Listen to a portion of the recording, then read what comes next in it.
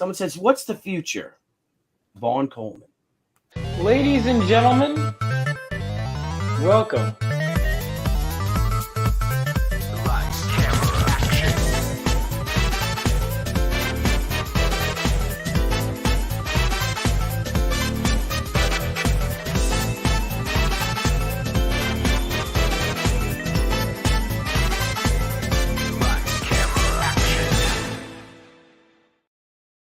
How you guys doing? I hope you're doing well. We have a stacked cast today, so we're going to get into things pretty quickly. But first, I want to pull up. You guys may remember it. A little while back, I did say that I had an indie comic that I edited, and that is called Star Riders. So I just want to bring that up again. We have 17 days left, and we have a fair amount. We're pretty close, but we could get there. It's over 200 pages. So a lot of stuff for only $20. So make sure you check it out. Here it is. Here's the link. I'm sending it out in the chat. And let's play the trailer quickly. And let's see. And here we are. We got the link right. It should be internet's being slow, but I'm going to go ahead and play the trailer real quick. And here it is.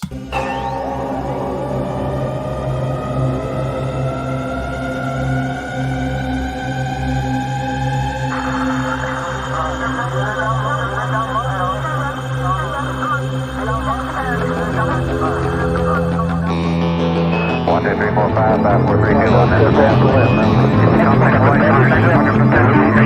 We've had a couple of cardiac arrests. Time for that Mike, Nick, hold tight. Roger that, Dad. All systems go. Tell Mom we'll be home soon for dinner. You got speed. 5, 4, 3, 2, 1. All right, lift off and the clock has started. Yes, sir. Reading it loud and clear. Houston, we've had a problem. This is Houston. Say again, please. Hey, Houston, we've had a problem here. Are you seeing this, Houston? Roger. Data is coming in. Stay on course. Maintain your position. Maintain your position. For God's sake, this can't be real. Dad, do we have any options? Roger, main vehicle. Boys, fly safe. That's one small step for man.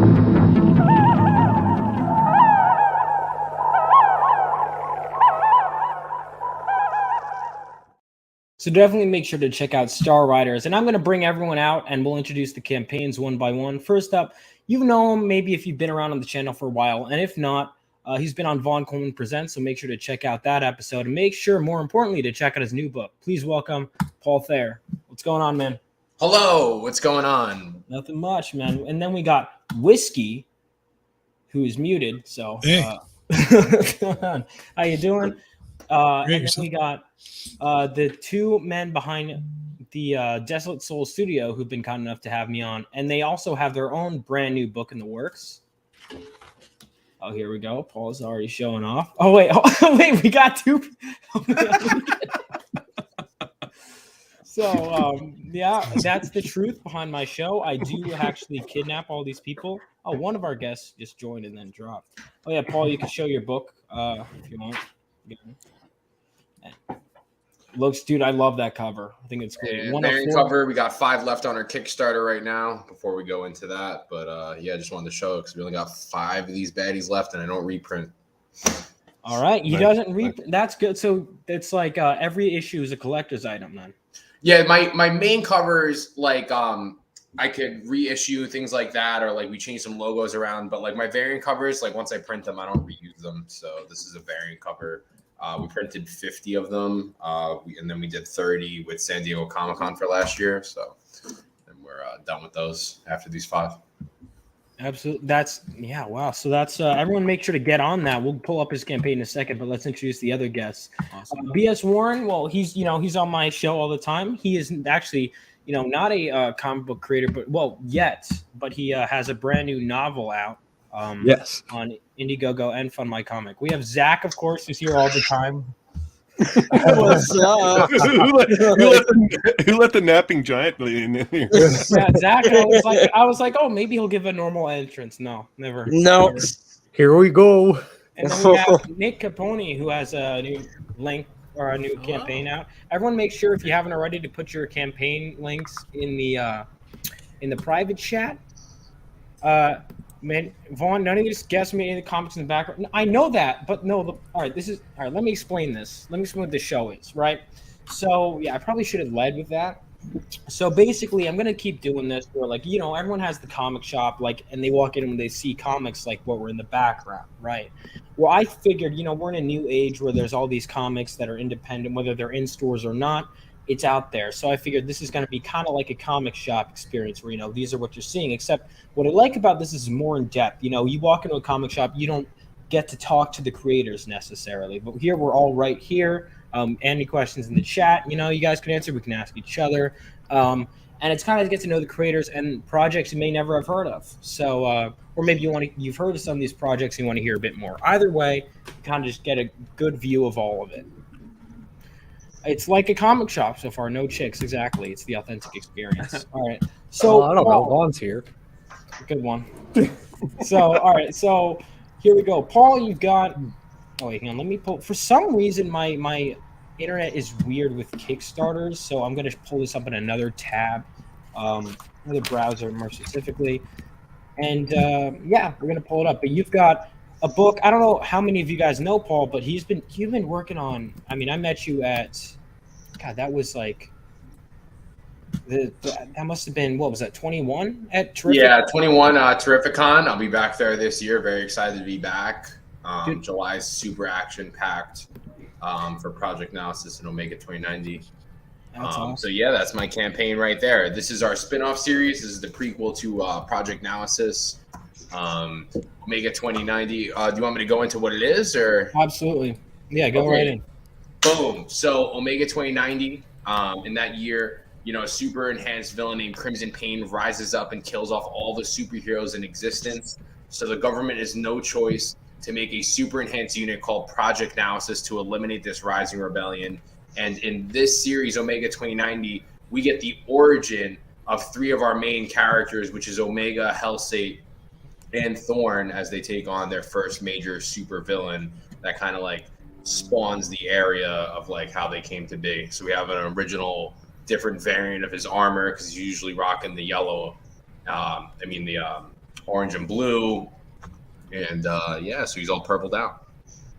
That's really cool. I think we've talked about this in depth. I know you mentioned right up here that it's for levels of Mortal Kombat and Watchmen. So I don't know, are any of you guys fans of that stuff? Yeah, Mortal Kombat for sure. Yeah.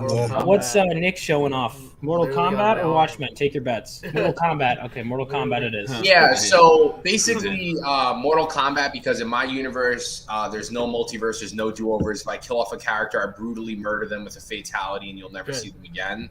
I can always make more characters, so that's what we do. If you've read any of my books, there's guys that come and go like there's no tomorrow. But as that's going off, that's why I wanted to make Omega 2090, because there is a 4-year time jump between 0 and episode 1. And I was like, hey, let's fill out some of that middle gap for you to start building off these characters before I start making them rip more heads off. So that's that. Pretty sound strategy. How does it tie into Watchmen? So just basically, like that different type of aspect. Like it's not like, it's not like your Marvel comics, it's not like your DC comics. It's political in a sense of perspective, basically like how, yes, these villains are villains, these heroes are heroes, but it's all perspective. They have their own views on what made them that way. That one character had this story and it makes him the way he is today, without me spoiling certain things. But it's kind of like that political view of, the eye of the beholder, like how, Russia sees us as the villains, we see Russia as the villains, vice versa. Yeah, and you've got a lot of hints of stuff to come. I know it always feels like, even though it's action-packed, that there's like something on the horizon with every issue. And, it seems like, so when you tell this, because I know you jump back and forth, like Project Analysis is your main series and then back to Omega 2090. So when you do it, do you like have a specific order of like necessarily how you want people to read it or how you want to produce it, or is it just how whatever's done? So technically, episode 0 is Project Analysis. You get the origin of like the Earth, of like what's going on. You get that villain story. Then episode 1 for Project Analysis is like that 4-year time jump, like what happened after this incident of this supervillain killing off all the heroes. Omega 2090 is that same day this villain eliminates the whole world from these heroes' perspectives before they get their powers. And in book 2 is with Omega getting his powers, Halsey getting her powers. Something that you don't get, you just get told in episode 1 of what happened. Okay, yeah, so that's I remember seeing that because again, episode 0, you get a lot of stuff, like so much happens, and in what was a 0 issue, right? And then just to have it go forward. So what's the best way for those that want to catch up? So is this for people that haven't read your previous Project Analysis work? By the way, is everything showing up here, or is this being weird? I see it. Mm-hmm. Okay, cool. Just making sure. All right, so it's just straight to the books. So you've got I actually, funny enough, I just read this. I remember seeing this Liefeld New Mutants 87. I actually just read that issue the other day for the first time. So it's cool. I had Corey Hamster. He originally did my episode 0 with me, him and Brian Valenza. And I wanted to get Corey back on something. We had that cover for a long time because I just didn't know.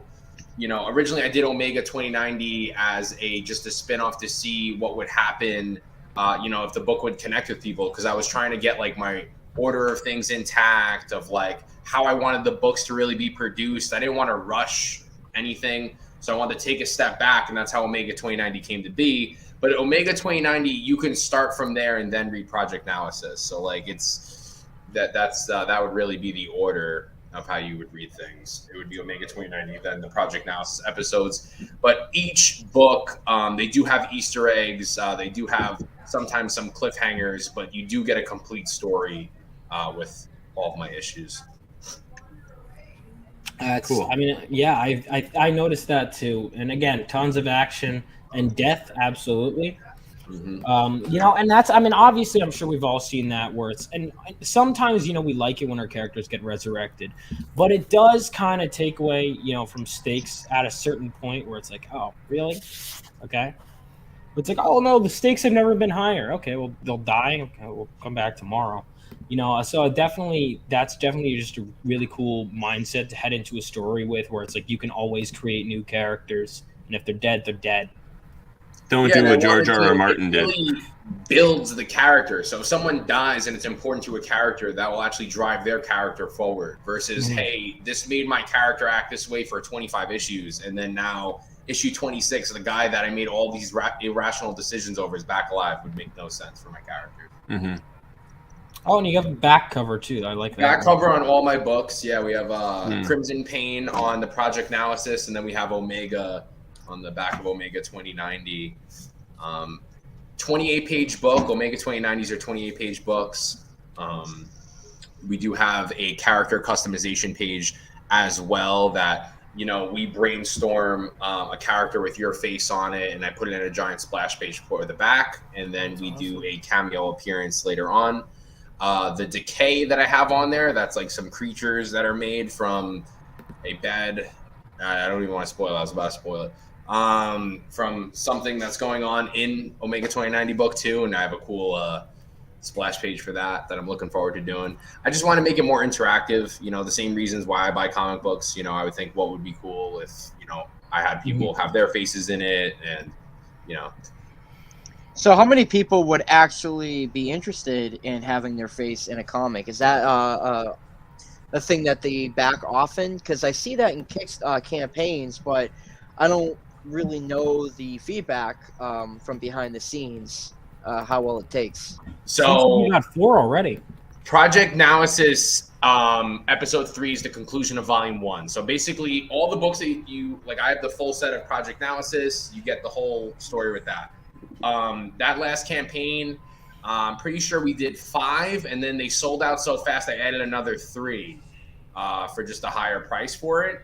And then that's why I have 5, and then I have the decays, which is kind of like the same thing. It's kind of like a monster creature that we're gonna mash your face in. Because on my first ever campaign, I chose it's basically this guy in the back. He put his face on here, and I only did 1 because I was just like, oh, let's do it. And then episode 2 came, and then I did, hey, you want to be the main villain? I'll put you as the face for the villain for episode 2. And someone bought it right away too. So I was like, hey, why not just do a giant splash page that will always be in my books, showcasing some cool guys. And then if we want to ever use them, of course, they are rights of Project Analysis, but it's just something cool that you will always have on your shelf in your room. Okay. That's really cool. Yeah, I mean, I'm seeing this. You've got all these. This cover's great too. This is the. So what do you got available? You got how much the? Oh wow! All right, so everything.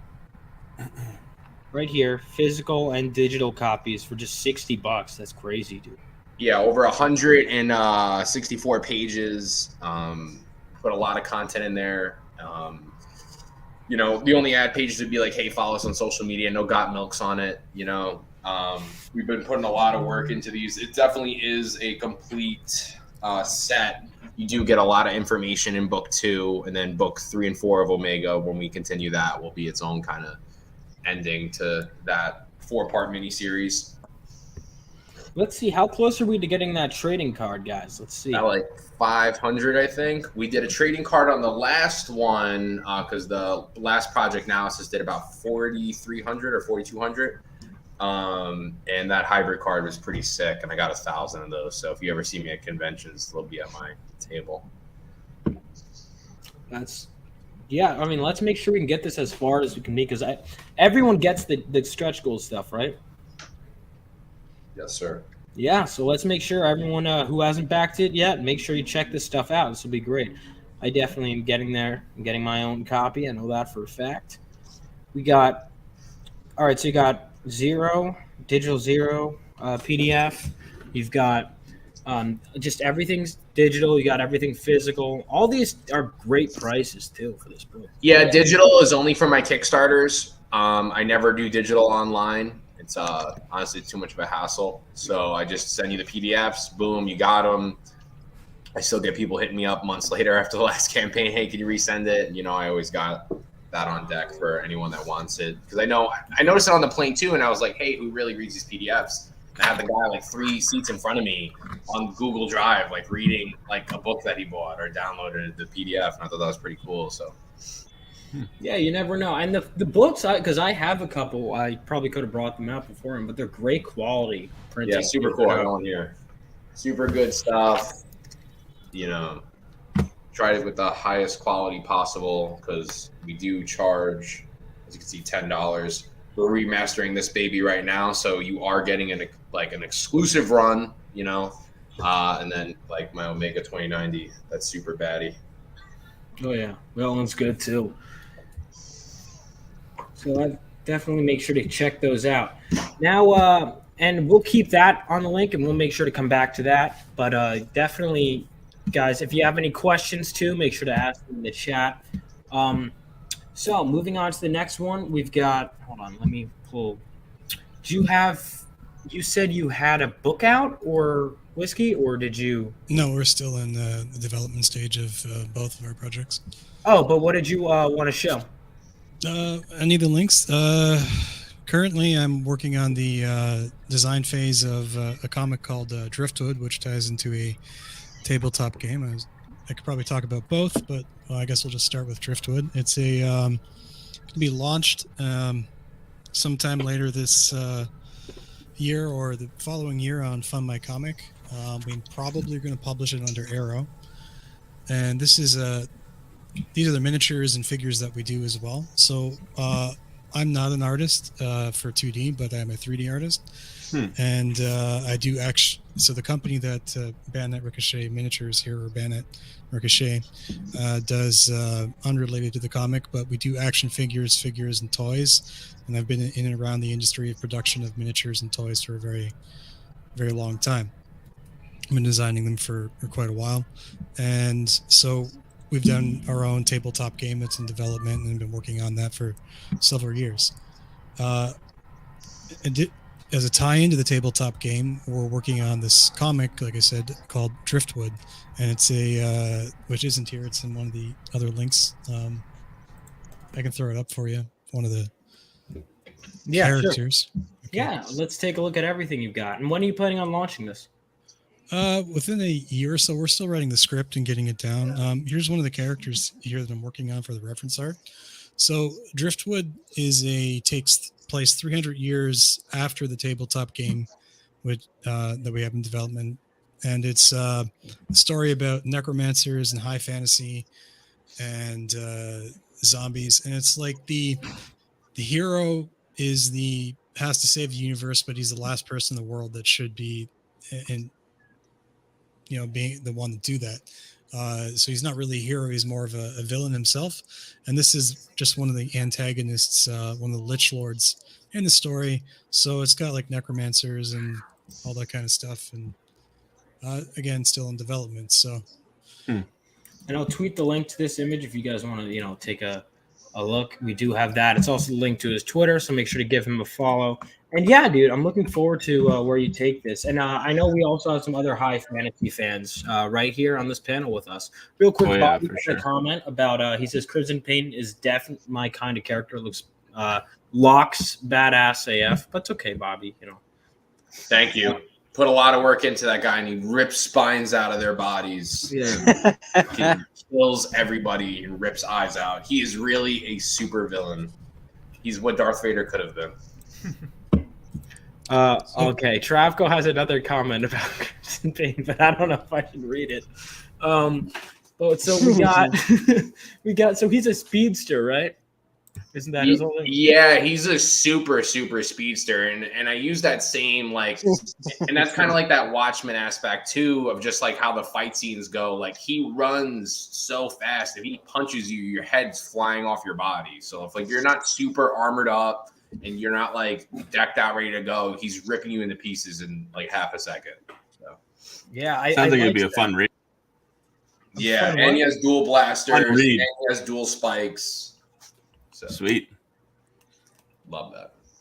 Yeah, the character designs are so distinct too. It's weird. It's like it is a superhero book, but it feels like something different, like very special ops. Yeah, we tried to, I really like the military aspect. Because even someone asked me the other day, why wouldn't you do a superhero comic? I'm like, this is my superhero comic, This is just that next level. Very excited for what's to come. It kind of if I can just say one thing, it kind of gives me a feeling of what G.I. Joe was capable of doing by creating so many characters. Not that they killed them, obviously, and action figures were their primary, but that big cast vibe, I love that.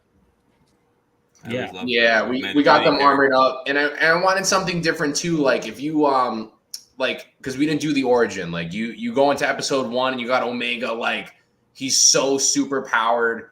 In this book, the scientist gives them weapons, to help them control their powers. And one person gets a sword to contain their firepower. The other one uses a gun, because if you spray the energy, it would sporadically go out, versus how you see him in episode 1, that he can just beam someone's head off with perfect accuracy. And he was a soldier prior, which was Omega 2090 book 1. Which you just get a pure on soldier mission on what the main characters were before they get superpowers, or enhancements is what I call it. And what is because I remember you explaining it in the book, but for those that don't know, what does Naosis mean? It means mystical warrior. It's a code. So the same thing of project whatever. You can fill 1,000 in from how we have classified documents. That's their unit that they use to code that file for the nations. And it's basically an enhanced hit squad that has no limitations, and they have superpowers to kill off all the villains. They're ready to go, and there's no it's the same thing how we would treat any other operation. And of course it wouldn't be on the news. It would be hidden to the public, because they gotta rip these guys in half like the villains. That's nice. Yeah, I like that. Do you want me to play the trailer for you as well, by the way? Yeah, play it. You'll hear me talk again. And then, wait, I did want to just, where do you get the name Naosis from? Oh, it means mystic. I took some Greek words and I made it into my own word. Oh, okay. It means mystical warrior. Oh, to Greek? my can't think of the word, but yeah, it means mystical warrior. I just tweaked some stuff in it, so I copyrighted. It's mine, so gotta make it fun.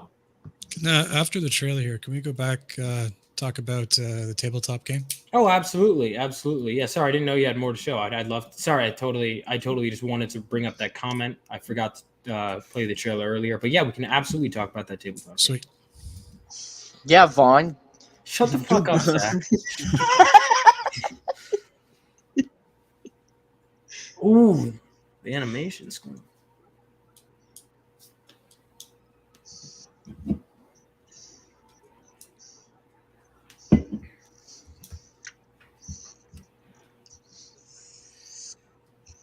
Am I the only one that can't hear it? Yeah, I don't hear anything. Yeah, oh, did I? me neither. My thing was botched. Well, yeah. All right, cool. So, you know what? I wish you guys were more honest. Before 25 seconds in, but that's okay. It's okay, guys. No, I forget. All right, so it's weird. I have this thing on my computer where, for some reason, on Google Docs, the campaign. Like here, I'll show you the campaign, or not Google Docs. Google. We're letting it vibe. I was just watching my mouth move. So for some reason, like this part doesn't show up on Google, but the sound does play on the videos. Whereas the other one, everything here shows up. And so if you see me switching on Kickstarter campaigns, that's often why. That happened with Zach's book too. Zach, we just watched the whole trailer, and then after the trailer, he goes, "Yeah, I didn't hear that," and it was like a 2-minute trailer, and I'm like, "You could."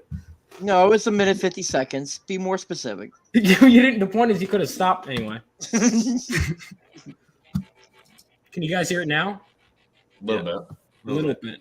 All right. Well, we want to hear more. Oh, it's all the way up. Hello, everyone, and welcome back to our 5th Kickstarter campaign, Omega 2090 Book 1 and 2. Omega 2090 is the prequel story to Project Analysis, giving you the origin of how General Evans becomes the energy-powered hero Omega.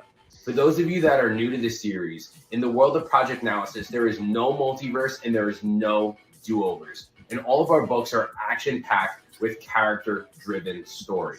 In this book, we showcase the day that changed the world forever, the birth of Crimson Pain, and the creation of Project Analysis.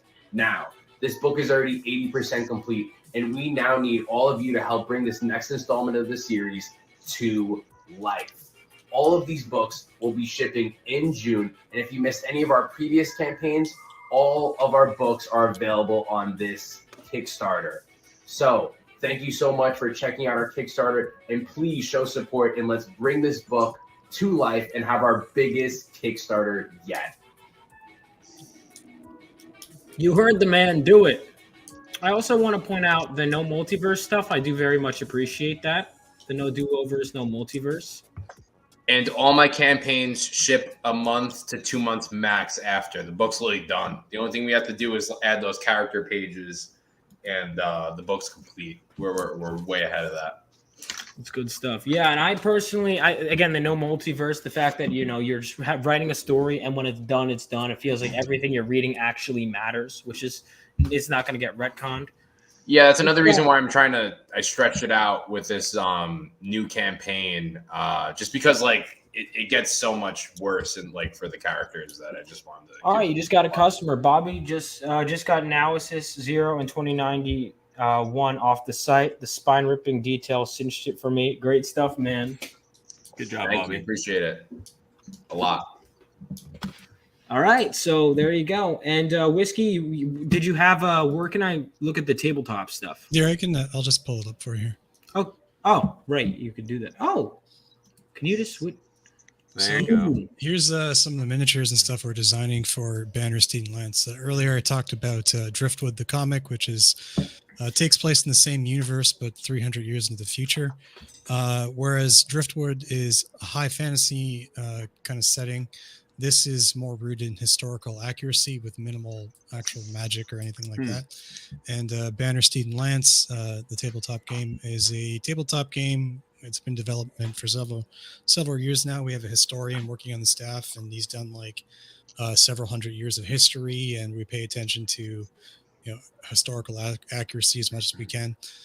for the miniatures. It's got 4 different modules on the game.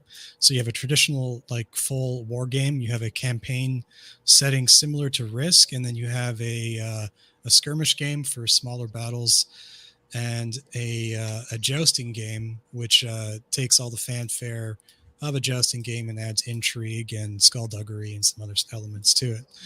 So it's a bit complex, but it's been in development for a while, and we're hoping to get it done maybe this year or again the following year. And as I say, it's got a lot of historical elements to it. We take a lot from history. We have several different factions for the game.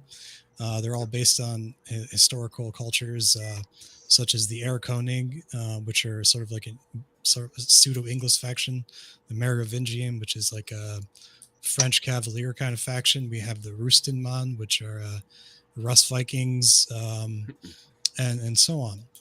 So you can play the different parts of the game, like each module independently, or you can play them like as a whole to make a long campaign. So if you want to get a quick game in, you can play the war game. If you want to do something a little bit different, you can do the jousting game. Or if you want to do the campaign, you can do that independently as well. So it's, just pick and choose, or, mash them together in different scenarios to for replayability and stuff. And we have more figures, but a lot of them are still, not finished.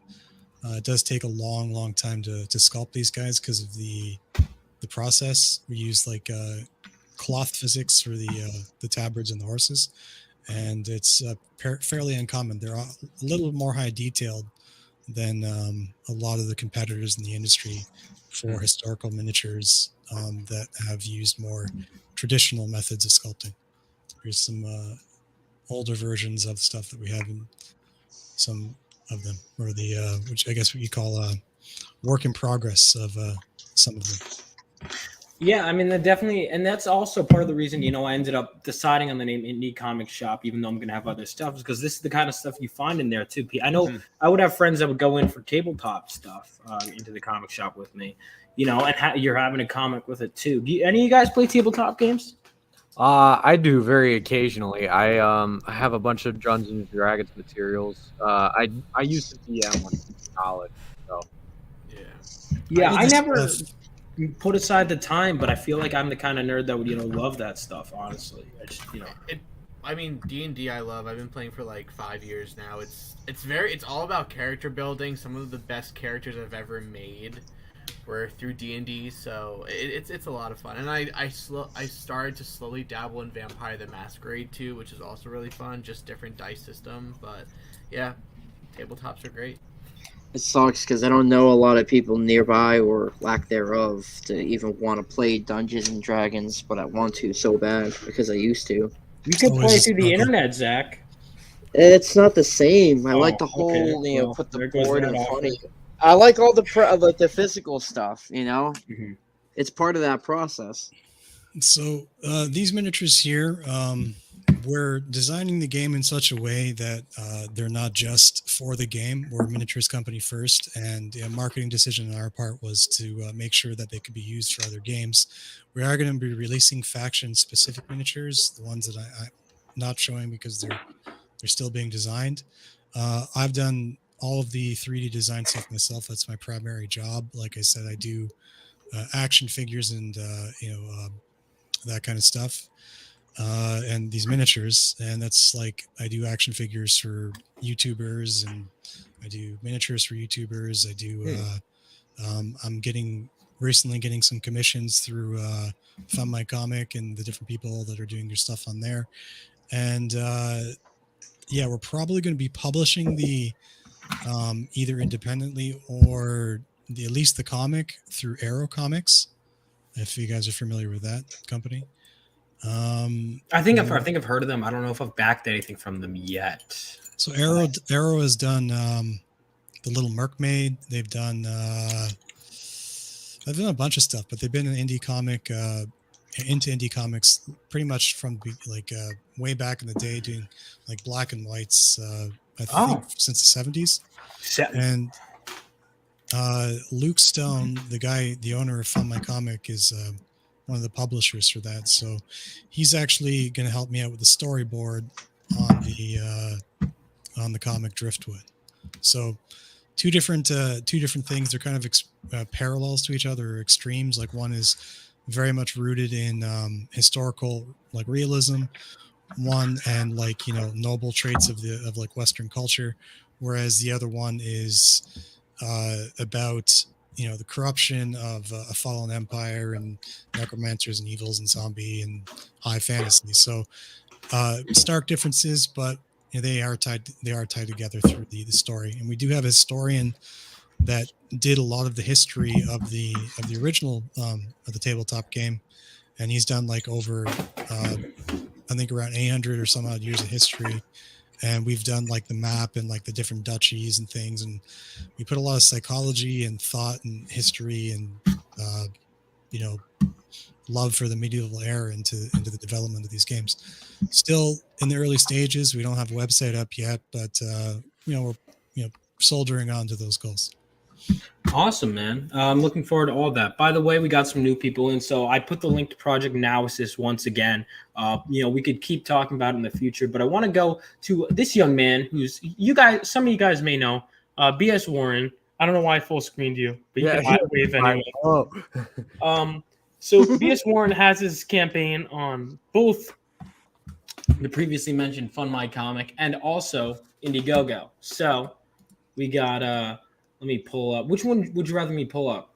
The Indiegogo one, because that one is still right on the verge of being complete. So let's make sure to get this man his goal. Now, this guy, I know a lot. Listen, I don't know how many of us are literate, but this guy does write books, big boy books. One of them written books. Those archaic, old things. I remember because I had him on my show for an interview, and after a certain point, this guy, I don't know if John's in the chat, but he started having a panic attack. He's like, "Wait, this is like an actual book, like a word book?" He's like, "I can't read that." I was like, "Okay, man." I remember that. Respectfully so. I looked deeply on that campaign, the world, and then obviously like listening in on some of the other podcasts he's been on. Warren's got a really cool world building book on this. I really like this story that he's got for it. Thank you. I appreciate it. Yeah, I got if you scroll down, you'll see. I know it's on the page. The maps of the world. I had them done by a guy called Daniel's Maps. He's over in the Netherlands. It's down below the character section in the grand settings. Yeah, and Warren also, he has the. I know you have the first 6, chapters available, and they're quick reads too. They're not like 6, like they're pretty quick reads, so you can get a feel for all the characters and the tone of the book and whatever. And then it launches right into what will be the inciting incident. Like it leads you up, massages you into what's is going to be the inciting incident. So I make sure to back it because and look, I'm gonna have to read this book. I'm gonna have to become literate again. I used to for my attention span was destroyed. And, you have great maps. Thank you. Yeah, Daniel did an awesome job, and Sanshiro did an amazing job with the cover as well. Sanshiro is my cover artist. He's out in Japan. Sweet. So why don't you tell us about? I can try before I buy it. I like that. I'm picky on books. Yeah, send that link in the private chat to the preview pages. And like I mentioned earlier, we do have some fantasy guys, so it's actually fitting coming right off the table. By the way, would you ever make this a tabletop game? So I've thought about it. Right now I'm just working, I'm small time right now. I'm just working on getting the book out, but a tabletop game set in the world of All Earth would be pretty dope. I would love that, especially because the world is so rich and there's so much that people could do in there. If you ever decide to do that, give us a call because we do the consultation. We can set you up the whole thing. We have everything from production, minimum feature thickness to design elements, the proper sizing for miniatures, absolutely everything to do with tabletop games. We can Thank you. It's actually really funny that you say that, because as you were talking, I was like, man, he's got some pretty sick figures. I mean, tabletop game's a while out for me, but I would definitely, this would be dope if I could get like a statue or a figure of like Anubis or Bjorn or something. Hell yeah. Actually, both of our worlds have similar themes. You have like ties to like, Viking culture, obviously, and similar with ours as well. So it's kind of like cool. Another fantasy guy in the same kind of, historical realm. John's head's exploding. Oh, yeah. No, I'm trying to be so polite and not be like, I found my people. Yeah, all right, yeah, we got your fantasy. Yeah, I mentioned that we have a few fantasy nerds here, so that's good. So we're gonna play this trailer, and yeah. By the way, would any of you guys interested? Because that kind of lit a light bulb in my head. Like I don't know if you do action figures. I know you mentioned figures, but even then, yeah, we do. My characters in any kind of 3D space would be great. Now, money, of course, people have to care about. People aren't gonna buy an action. If it's a little kid, I guess they'll buy whatever action figure. They don't really give a shit. Well, actually, that's not true. I was kind of, well, I'd get like if it was like any Star Wars character, even if it's like a generic new brand of clone trooper, I'd get it.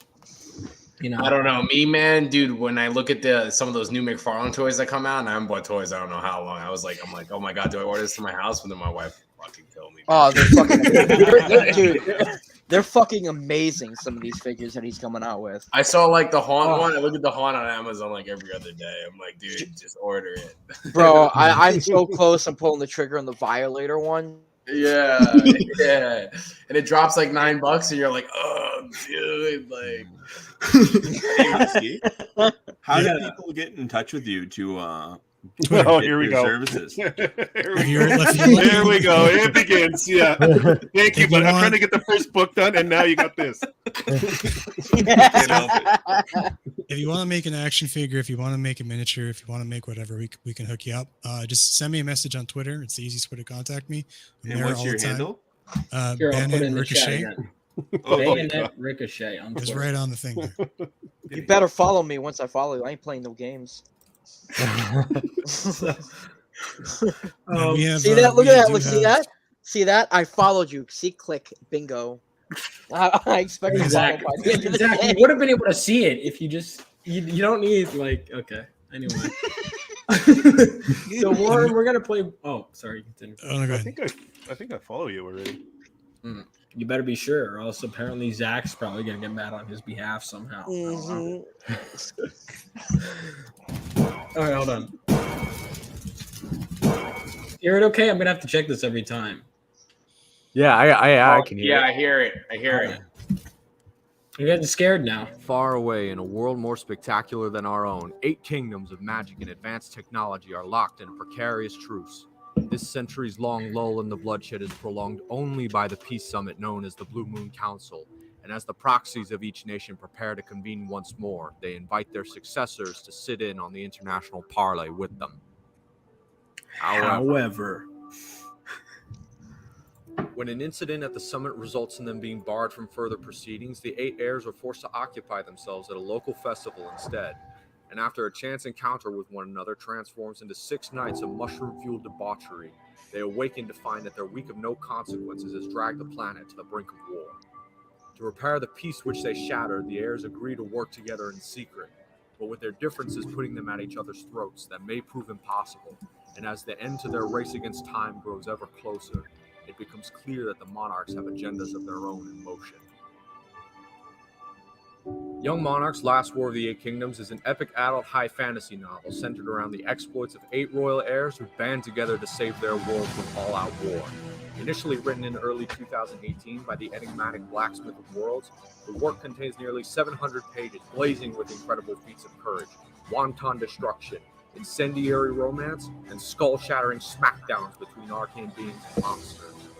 If you or someone you know yearns for a grand adventure that grabs you by the shoulders and whisks you away to a brand new world, B.S. Warren warmly invites you to back the first Young Monarchs campaign and obtain a copy of the book today. You gotta love the ego on this man referring to himself in the third person, not once, but twice. Yeah, I love man. I'm that cool, you know? We got the paperback. We got the hardcover. And by the way, there were also day one tiers. If you're wondering why it's like no one back. No, people, it was like the day one tiers. I was one of the day one boys. I did the hardcover. There's like with that. But yeah, we got the retailer. Yeah, you got retailers. Yeah, I had one pick up a pack on the first day. I was like, whoa. I don't know if it's an actual like retailer because I will say I don't have an ISBN. But it's like a fancy number or a barcode or something like that. It's your code that they get you. Yeah, your government watch code. Yeah, the government watch code. Yeah, it's attached to my social credit score and all that jazz. What the fuck? It's my book karma score. But yeah, that's what they use to keep track of stuff. And a lot of retailers won't pick up books if they don't have an ISBN. But somebody snagged a retailer's pack. So Travco is saying, "I like that chick's glowing boob." Thanks, Travco. Yeah, I'm for everyone. I like to think of myself as a man of the people, right? And if the people want, shut up, on. And if the people want big titty, by God, I'll give them big titty. Wait, why are you telling me to shut up? I didn't say anything, man. I heard somebody mutter. Oh, someone's echoing. Huh? It's not me. Hold on. Who's that? Hang on. Is it radio or TV or something on? Who be doing? It's not Paul. It's not me. Nick Capone.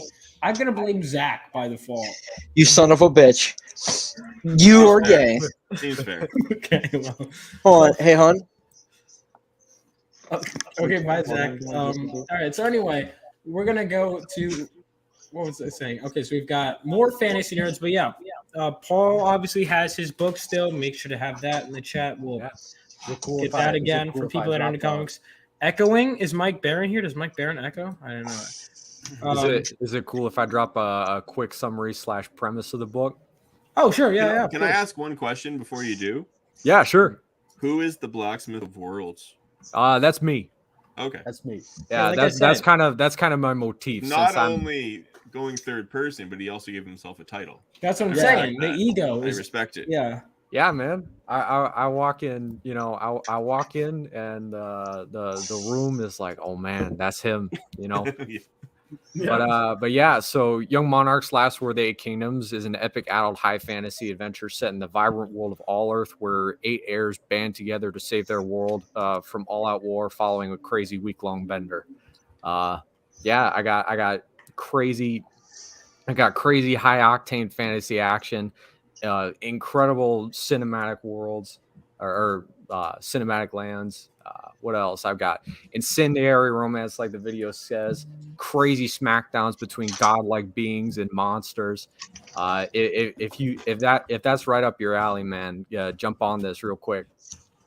It's gonna rock.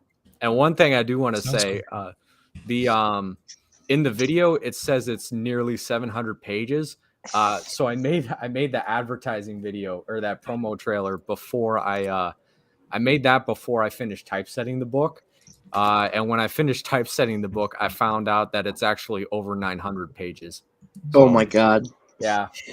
It kicks ass, dude. You're going to love it, hands down. Zach, can you read? Yeah, I can read. You son of a bitch. All right, BS means blacksmith. Yeah, we've been calling him Bullshit Warren for the longest time. Oh, yeah. A few people have said blacksmith. A few people have said bullshit. A few people have said butt sex. Okay. Lamont said BS warrior. I like that. Yeah. So that was the most charitable, I think. Version. Yeah, that was the most charitable. I prefer Biergard Saffris Warren myself. That's an interesting one. Oh, wait, that's just me. You can call him Blacksmith Warren, but I'll always be bullshit to me. J. Peterman Seinfeld. All right. Anyway, he's got that going. So we've got more fantasy nerds coming up. Let's see, Jay. Let's see. I have your stuff is in the chat, right? Let me pull your. Did you guys post your link in the chat, Jay? And no, you did not. I posted it right at the beginning. You want it again? No, in the private chat. Oh no, sorry.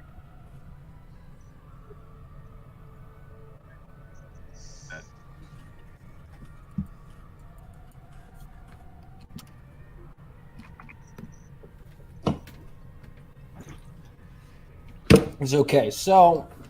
Oh, okay. I thought I was losing my sound because all I can hear is opera music.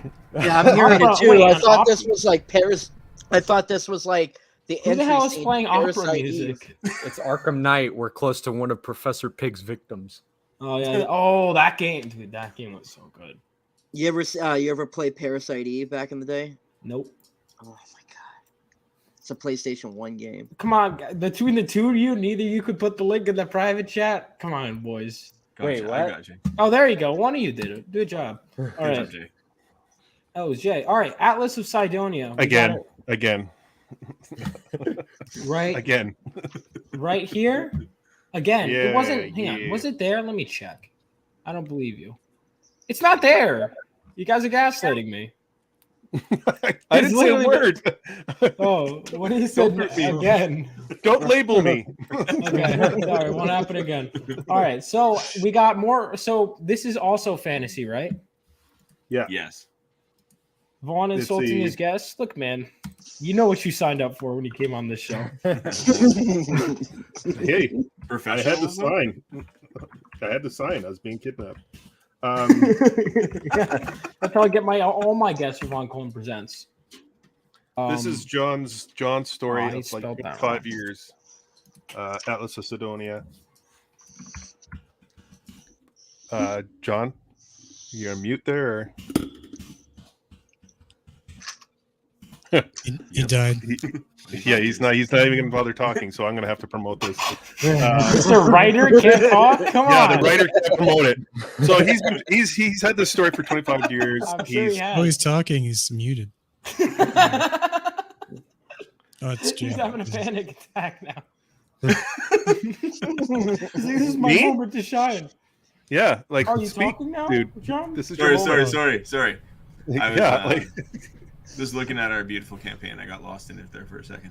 Oh yeah, that was so- the excuse. as Jay said, I've been working on this story for 25 years. There was a lot of D&D characters that kind of got turned around, but a bit like it's definitely a basic concept. And we are approaching 1 year of founding our company, and we're at this point of getting our book out there. I think we're at 53 days remaining on Indiegogo.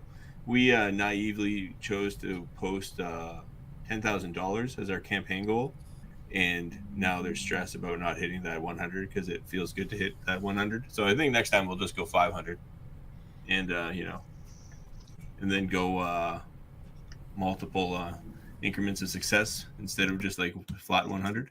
But anyways, Atlas, I need you to go, buddy. You're distracting me. Daddy. this is originally supposed to be a graphic novel, and so originally we were going to do a 24-page graphic novel, and we were looking because we didn't know how we were going to produce this book. We were just looking around, talking to publishers, finding out that they rip you off big time. So we decided we were going to try to do this ourselves. We found a publisher, and it's basically just for printing and getting us in bookstores as a backup. So he told us 24 pages is not going to get you in the door because retailers don't want 24-page books anymore. They want more of the trade paperbacks of at least 48 pages. Yeah, they don't. They're shying away from it. That's why you're seeing a lot of the trade paperbacks and everything in the bookstores and the mangas for sure. And so we decided to go with 48 pages, and then it got crept up to 60. Now we're at 62. And originally we were going to do it a graphic novel form, and I was like talking to John. I said, I want to kind of take this story and make it more of a combination of manga and North American art style. And similar to what, well, I shouldn't say similar because Philip Tan's on a whole other plane of artwork, but Frank Miller and Philip Tan are creating Ronin Book 2, and they're doing that manga kind of vibe, and we want to do this something similar. So we've got this story. It's based on about Cloud Peak, which is the mountain you see in the middle there, and it's protected by Orin, which is the dragon. who protects and honors Sidonia, the whole planet Sidonia, which is about, I think, 3 or 4 times larger than Earth. That's and right. So, yeah. Oh, okay, John, you're there. Okay. All right. Yes, I'm Welcome back. Sorry, my son had been standing here, and Yeah. I'm like, you're not supposed to be here. Sorry about that. It was really distracting because he was like just off camera. This first book centers on three primary characters. Masato Kana, who's the samurai you see right there. That's the August King's general and protector. The August King, like I just mentioned, who is the protector of Cloud Peak. And then we have Kadim, who's a necromancer who is serving his god Lagotha and trying to take over Cloud Peak with his dark forces. This is a spine-tingling dark fantasy thriller that is going to be in a kind of a manga mode, but in a graphic novel format, like a floppy, not like your little manga-sized book. It's, like I said, 62 pages. It's in black and white. It's for sale for $15. You can get it, everything, if you buy the book and the shipping and delivery, you can get it all under $30. So it's well worth the investment. The story's kick-ass. Its story is kick-ass. It is truly a kick-ass story. And I've read a lot of comics and a lot of manga, and John's story is definitely one to get out there. So thanks, Jay. I appreciate that. If I can add a little depth to it, just at the art that we're looking at of here. course you can. Like now you want to try. Now you want to try. Can you stay up at the top, Vaughn, for me? Oh, of course. Yeah, I just want to talk about each of these images. So obviously we have that Corey Barton Virgin cover, and Jay spoke about who that is. That's the August King. Just a little backstory for him, and this will be told in like the first little bit, so you would know who he is at the beginning of the story. He's this ancient being who has ruled Cloud Peak for 300 years, and at the time that's the tail end of about a 10,000 year history of like people warring against each other, and there was like no peace anywhere. Imagine like the warring state period of China, when it was just like there's just constant war, someone's doing something. So he ruled that city and kept it safe for 300 years, and then that's where the story begins. And we have the Arc Necromancer Kadim marching against Cloud Peak, the city. Now the city itself is inspired by Istanbul, so it's got like one really solid fortification, and it's like a 50-foot high stone wall, supposed to be impregnable, but Kadim has an almost limitless army marching behind him, and he's essentially trying to conquer the world. It's like that classic big villainy, and he wants to take the mountain city from this last August King. You can scroll down, you can see the army if you scroll down. So then we can scroll down a little bit to the Yep. Yeah, go right down to the bottom, and then Jay will show you we have the army of the king. Oh, there's the king, and Masato Kana, his general and champion. And by the way, Trafco does have a question while you're asking. He says, you say first book, if I die before the second issue comes out, is this issue satisfying on its own? So I guess Travco's, are people after you? Anyway. Are you safe, Travco? Yeah. Well, okay, yes, it is satisfying issue on its own. That's good. We have the second book already. Like we have how many script? We got like I think 4 books ready to be launched. Like as soon as this one's done, and then I just start drawing it. So it's already ready to go. It's just matter of getting this first one out, and then me doing the artwork for the next one, which won't take long. Yeah, it'd be great if this book retired us into comic book making full time, but within 4 or 5, hopefully, we would be where we want to be. But then, here we are. This is what I was talking about. This is the army that Jay drew. He drew each one individually. There was no cut. I'm doing the pointing thing again. He drew each of those guys individually, and that's wow. That's just awesome, right? Like it's just that epic scene, and it sets that this army goes back forever. which is exactly what I wanted him to capture. And then there's some people yelling in the king's court, and those are the king's eyes in the center, looking out kind of on the army. He's pissed. Like he sits on this high throne set back in basically like a cavern in the mountain of Cloud Peak, and he can basically see south and west along this like crazy mountain range. And then to the east is the sea, and then to the west is all land. And so he can see this this army just like stretching out beyond the horizon. And some of his, he has to deal with powerful citizens who put their own interests first when it comes to this type of threat. And there you have Masato Kana. That's his champion in general. And it's his job to Travko, that page took me about a day to do. That doesn't take that copy and pasting. I'm not one to cheat. Ooh. Big Dad, he's calling you a cheater, Travko. I'm not calling you a cheater. I don't cheat. He doesn't cheat, yeah. But yeah, so that's our king. That's the close up. And then if you want to go back up top, I would like to talk about what's happening here, because you should go to the map first. Yeah, we should check the map first. You think? Yeah, let's show the map. Yeah, we all love maps. Crazy. There you go. Yeah, so that's. Eat this, BS Warren. Who's got a better map? This is a Pangea, which I drew. From my design. I dig it, dude. I knew Jay would appreciate that. But yeah, so there you see the colossal mountain of Cloud Peak on the western or eastern end of that mountain range. That's called the Sky Mountains, that whole chain there. And then Cloud Peak is the really tall one. It's designed as twice the height of Mount Everest. So its peak is actually in the upper atmosphere. So the effort to try to get there would be almost impossible unless you're an incredibly powerful being. And because obviously there's magic in this because it's epic fantasy. So that, you need to be really, really powerful. And that's where our story takes place. How does the magic system work in your universe? How?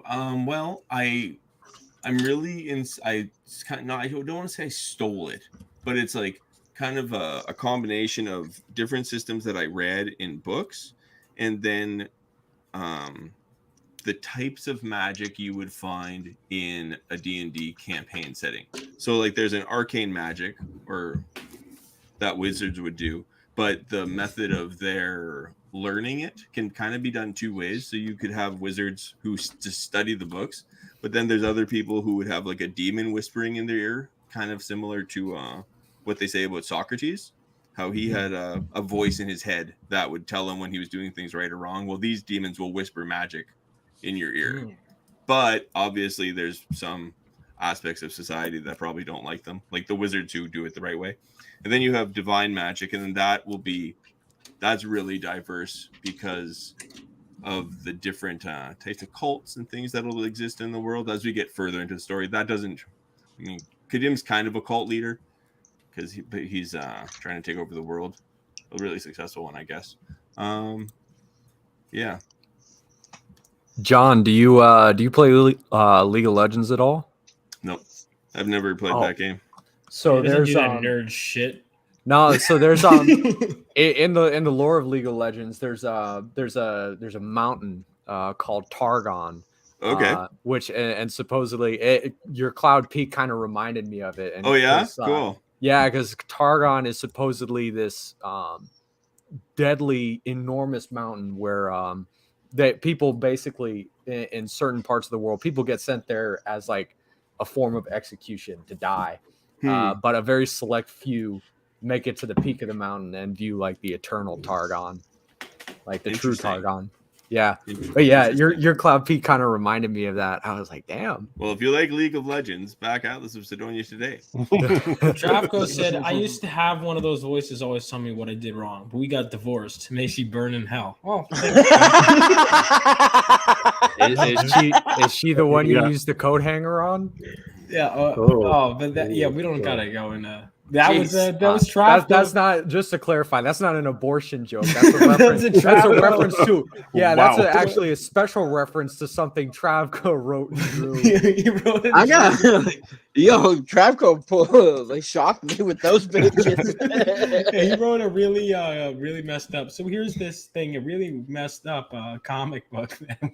Even by Travco standards, we were shocked.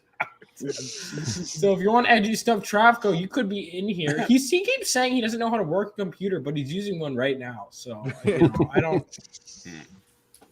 I make bad choices once again. He's saying, okay, here we go.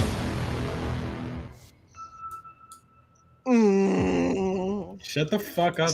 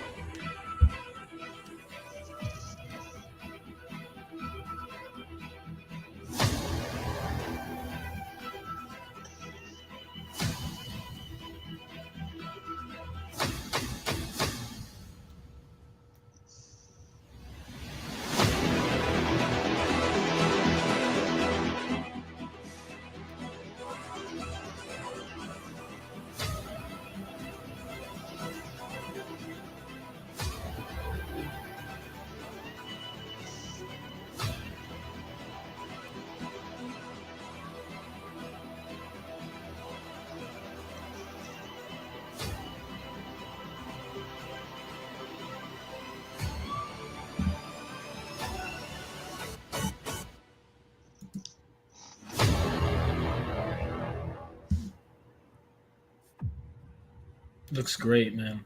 Looks fantastic. Thanks. Jay did that, and I was writing the script like the night before we launched. Oh, nice. It was bonkers.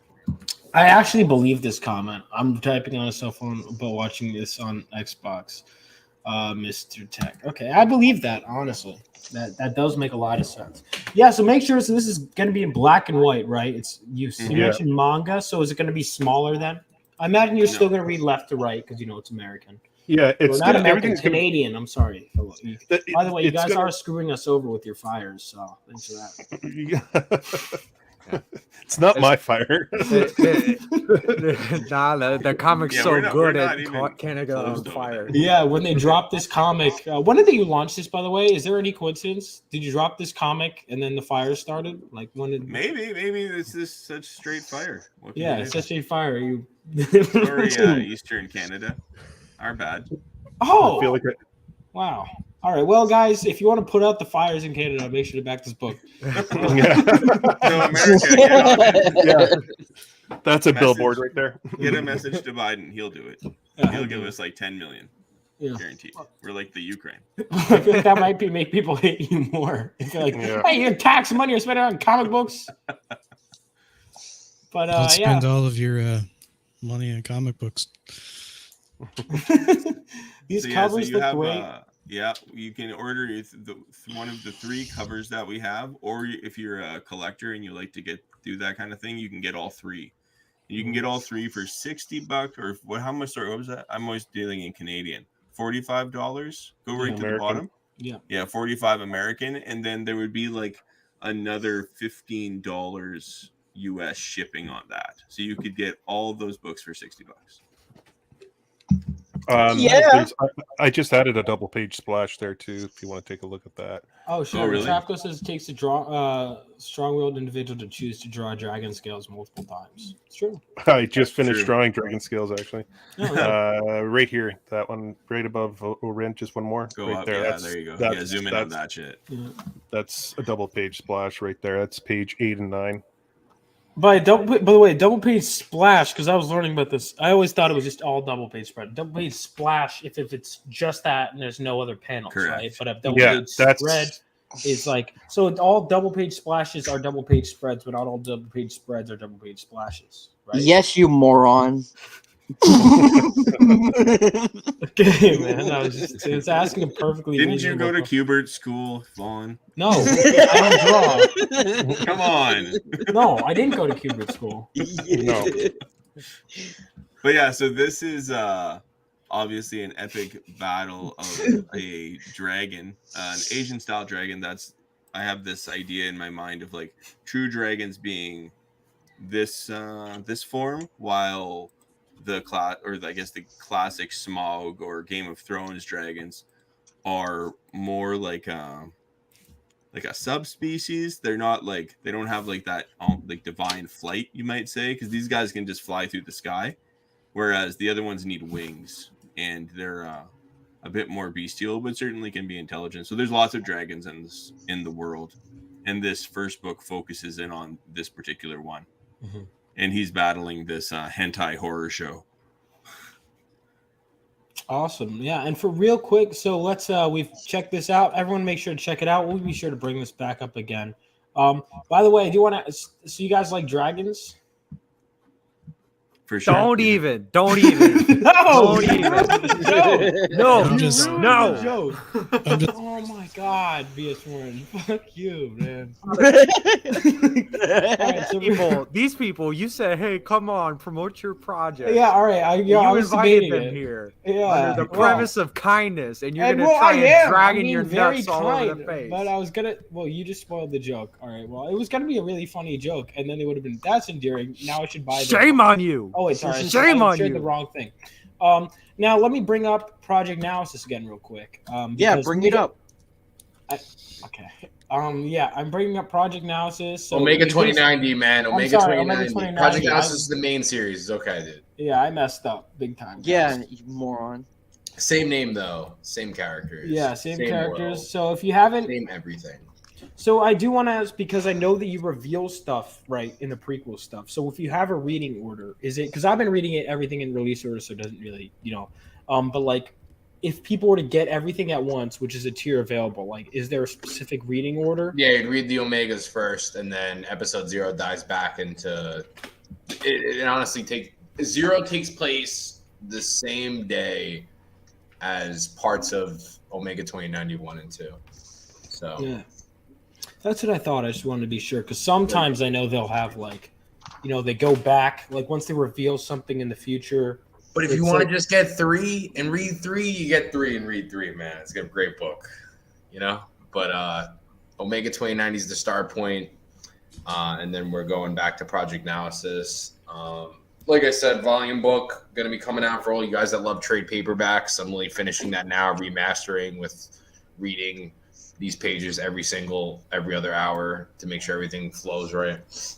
Mm-hmm. So really excited for San Diego Comic-Con. That's why we're back to California for this podcast. Oh, nice. Yeah, you're heading to. I've actually never been to SDCC. It's a mess. Yeah, when is it this year? I'm flying up on the 18th. I think it's that one. You have a booth at the San Diego Comic-Con? Yeah, it's my third one. Yeah. Oh. How much is that shit? 19th to the 23rd. I'm there every day. The booth's Visual Vibration, the name of my publishing company. We're in small press. It runs about like 700, and then. And I assume that like that. I mean, that's. I've heard that it's. I've never been there, but I've heard it's like the sheer mass. We sold 400,000 tickets in like one day, dude. It's like the holy shit. That is like because I thought like MegaCon and stuff was big, but it's like San Diego and New York are the biggest. And Toronto Fan Expo is big too. Oh, is it? Yeah, they had 1 million people on the Saturday in 2018. Wow, which one? Toronto. Yeah, Paul's like those numbers. Yeah, I'm going to Canada. All right, maybe I can overcome my issues with Canadians? Canada. If it means making that money. Well, I know this is the biggest in America. There you go. Change my words. Well, it's biggest in the world still. Let's not give the Canadians too much credit. You know what I mean? But it's they have a lot What of are you events talking there. about, They eh? usually all the movies that come out, everyone's set up there. The whole town is like Comic-Con. It's like I'm staying there for like I think 10 days for a little hangout, and then I'm back one day, and then I'm in Terrificon, which is Connecticut at Mohegan Sun for 3 days. So I'm very excited to be back at Terrificon as well. And then this month, Awesome Con, Washington. I keep hearing about Awesome Con. Was it Warren? Were you the one that keeps mentioning Awesome Con? Yeah, I told you. Yeah, I went. What was it back in 2022? I don't know. I don't know how much the scene has improved since then, but I know that a lot of people after COVID, a lot of people didn't go. And I know that Always the they had downer. trouble. Yeah. I know. I mean, 50. I don't care if it's 5,000, 50,000. Your boy is getting it, dude. Hey, that's the spirit. That's the spirit. You know, Yeah, of I course, did Garden one State. at like a farm like 2 months ago. Still running it. You know, just gotta push that product, man. I'm staying there too, and I like driving because it's just you just bring the whole inventory. With San Diego, I have like a whole team picking up books and they're flying it over, and it's a lot. How long of a wait did you have to get into San Diego? Because that would be something for next year if we could possibly get in there. So right now, so I did the one that was like, it was the special edition. It was in November during COVID. It was like the first Comic-Con back. I got into there. I just applied. Now they do it that you have to send in published work, and then they review it, and then if they accept, you're in. So it's like Kickstarter. Yeah, they review it, and but this is my third one, and I did WonderCon with them, which they also own too, which is in Anaheim, by Disney, and that one was phenomenal. Phenomenal. It's probably my first ever Comic-Con I ever sold out of all my product. Wow. Very That's big. Crazy. I mean, I want to go. I could try and talk. I don't know if I'll be up. No, I mean they're sold out like crazy, right? Like it's done. For which one? For San Diego, right? Like that shit's gone. Oh, I think it is, but you know, you can always. Of course, the 1 year we're all going to Garden State, you can't make it, man. It sucks. Well, it's my fault because I did the other one. I originally paid for that one, and then I did this one. That was literally was at a farm, and the winter edition, right? What? The winter edition? Yeah. It was like Garden State Winterfest. Oh, that was at a farm. I actually grew up by that area, so that was like my old stomping ground. So when I first heard where it was, I'm like, why is it in the middle of the woods? No, it's really. But I actually did good at that show. I liked. Yeah, it was cool. But I'm just like, I have so many conventions that honestly slip by, and then I saw Dave's a really good guy who runs that show. Yeah, and, Dave's awesome. Definitely will be at all the others. I wanted to do. There was one that's coming up. It's like Contropolis in Secaucus. I wish I was going, but I have a wedding in July. Secaucus. Secaucus. Yeah, I'm a New Jerseyan.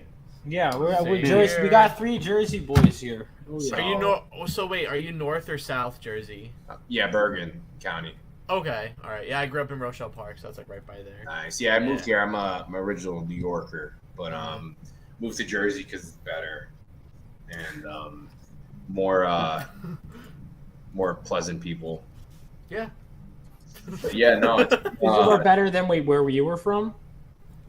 Yeah, and there's just New York Comic Con, or like you go to Long Island, like New Jersey. I don't got to cross a bridge. Like I just went to Long Beach today. It was like $18 to just cross one bridge. It's just like that sucks. You know, like it's like, wow.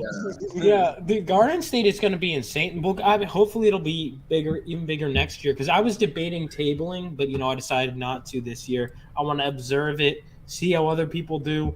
And then, next up, like mostly talk to people. And then I'm like, hey, wouldn't it be cool if I tabled next year? And they're like, oh, yeah. And then, I don't know. That's my plan. He's doing one every 4 months, though. I thought, I thought Is there he? was I don't know. Unless I'm tripping. Unless it's different. At least 2. At least 2. And where is it? Is it at the hockey thing again? The hockey arena? Yeah. It's at Menon Arena. So, fun about that. Like, I did it with my wife, and, dude, I literally had to sit in the sauna for, an hour after my They just posted the seating arrangement, so when I saw that I'm in the remotely nice temperatured room, I was like, thank God. Yeah, I'm go not fuck in that yourself. freaking my bones were hurting after. I used Yeah, to work construction outside, dude, and I was just like this. I heard there were like puddles that were like seeping through the ground. There were like small little puddles everywhere, and it was. Yeah, I I definitely- was freezing my fucking ass off. I don't know. last Maybe year. I'll. What weekend is it? Is it next weekend? It's the weekend after. Yeah. It's only Saturday and Sunday. Yeah.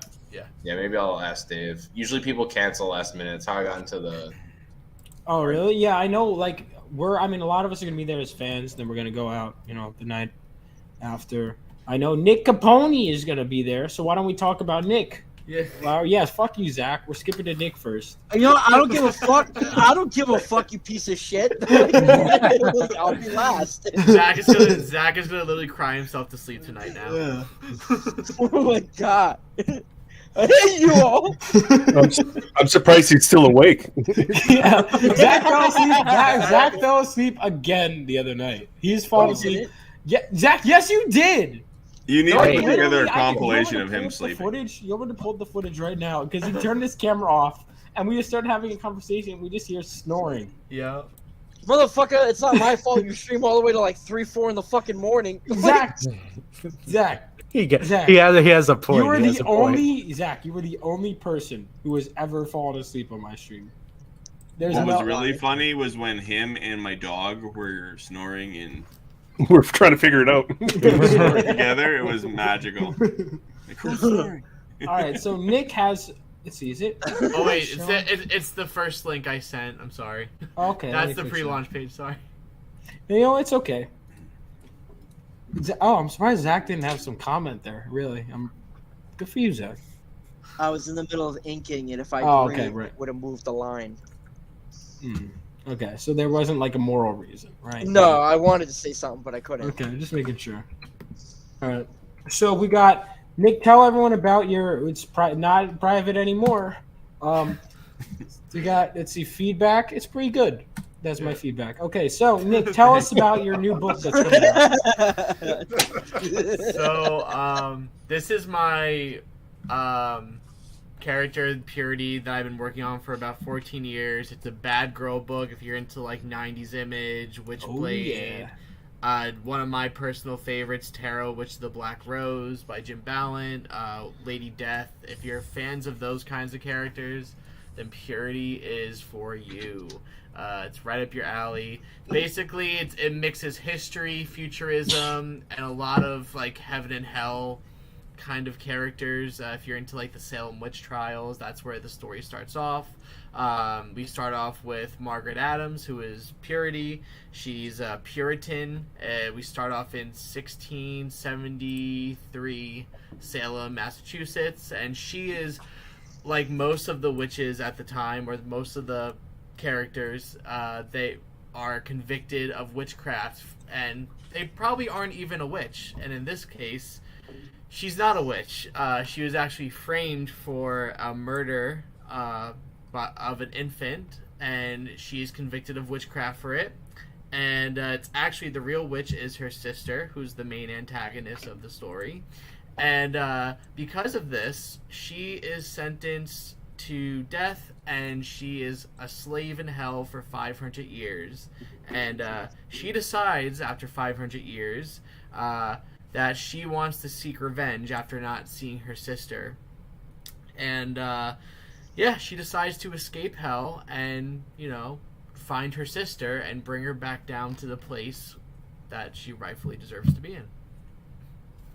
So it's a story about revenge and redemption, and obviously it's a bad girl flair. So you got, the TNA, the tongue-in-cheek, whatever you want to call it. There's a lot of Michael Turner influences there. Yeah. Thank you. I love Michael Turner, man. I read his Witchblade stuff is so good. Right here. That's how I first read it. Is and then obviously She. I knew Billy, and then I was like, well, I gotta read She. And love She. And then you got to read Lady Death, like you said. That's like the Holy Trinity right there. Vampirella, too. I've read some Vampirella. Yeah. She, I know, Lady Death, I know I absolutely have to read. Is that your biggest influence, if I were to take a guess? Yeah, I'm actually, like I said, I think you've seen it. I sent you a picture. I have a tattoo on my thigh of Lady Death. And, I mean, I would show everyone here, but that would require me to literally pull down my pants in front of. Yeah, let's not. Let's not do that. All right, and what if I wanted to see what my vote cast out? What the fuck? Let's private chat. Sell private that chat. book. Sell that book.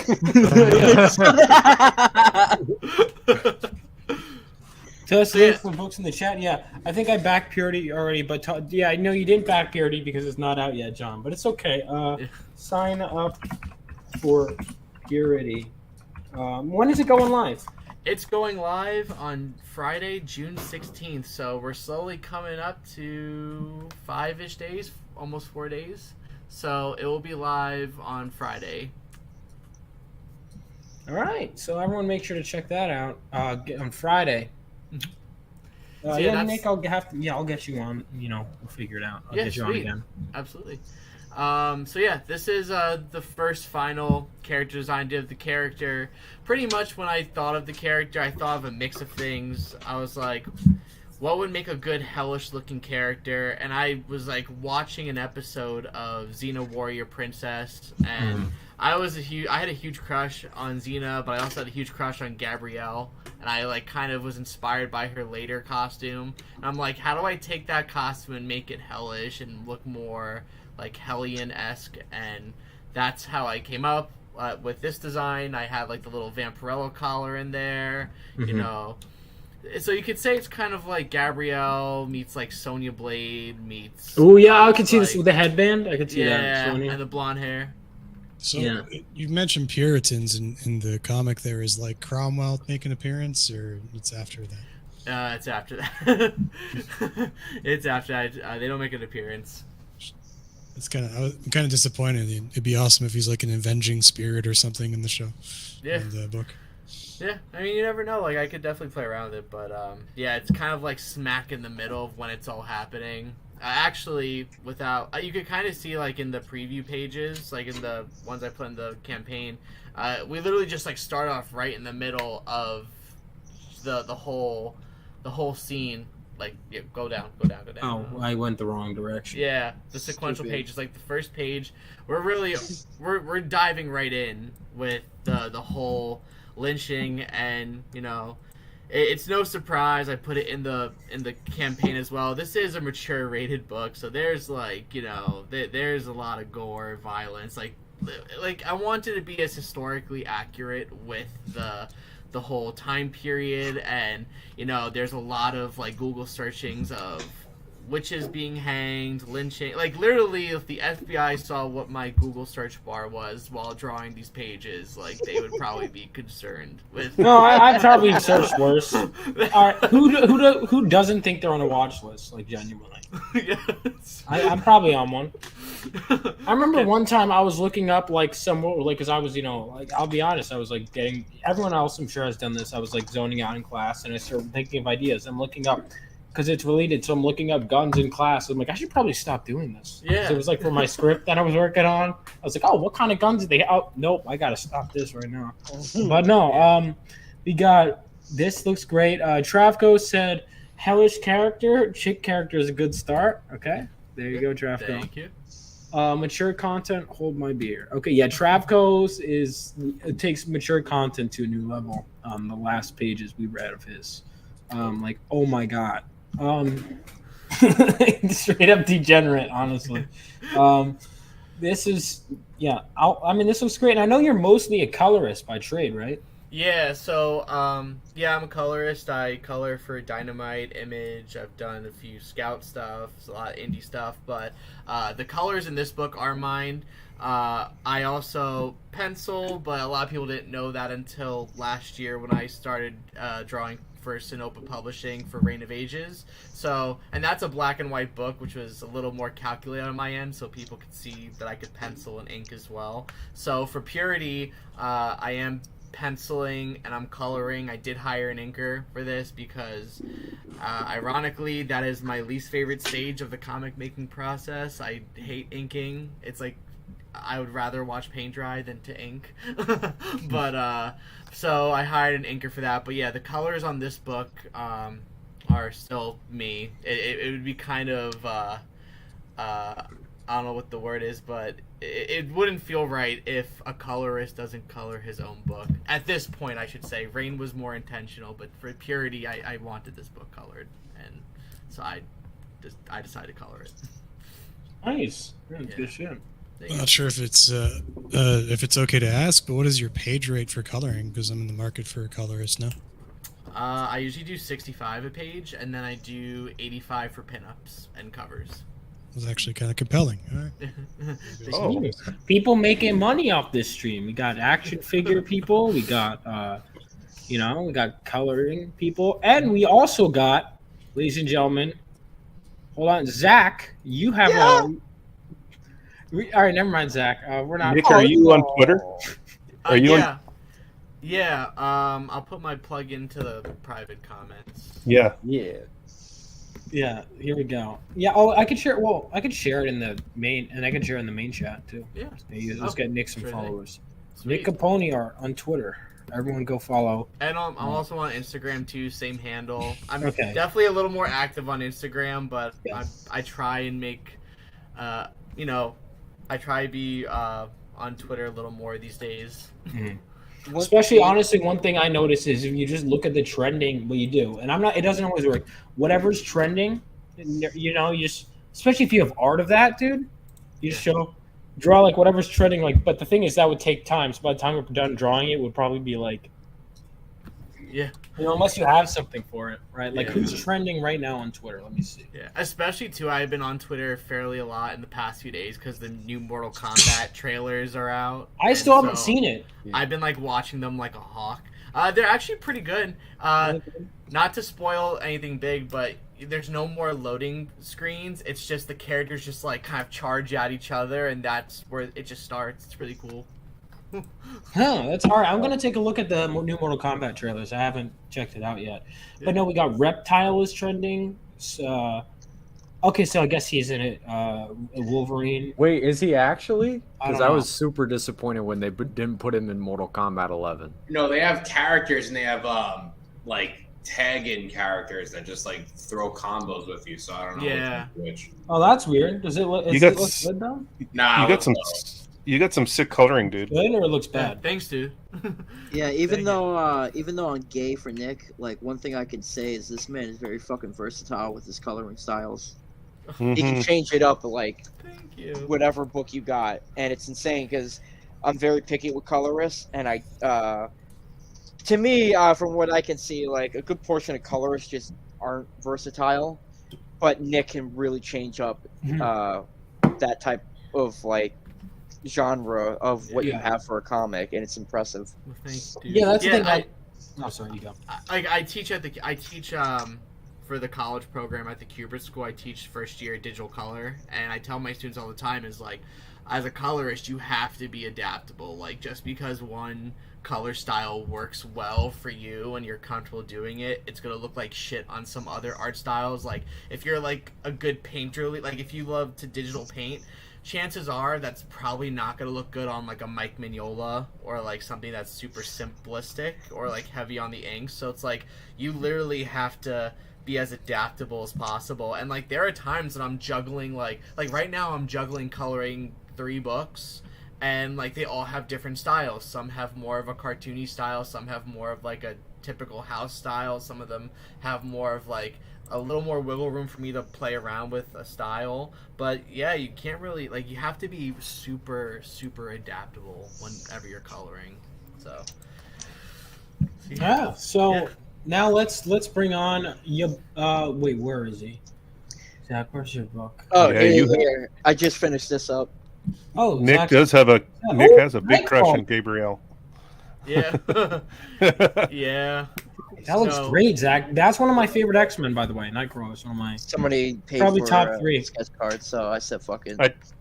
I just followed you, Nick. Oh, thanks so much, man.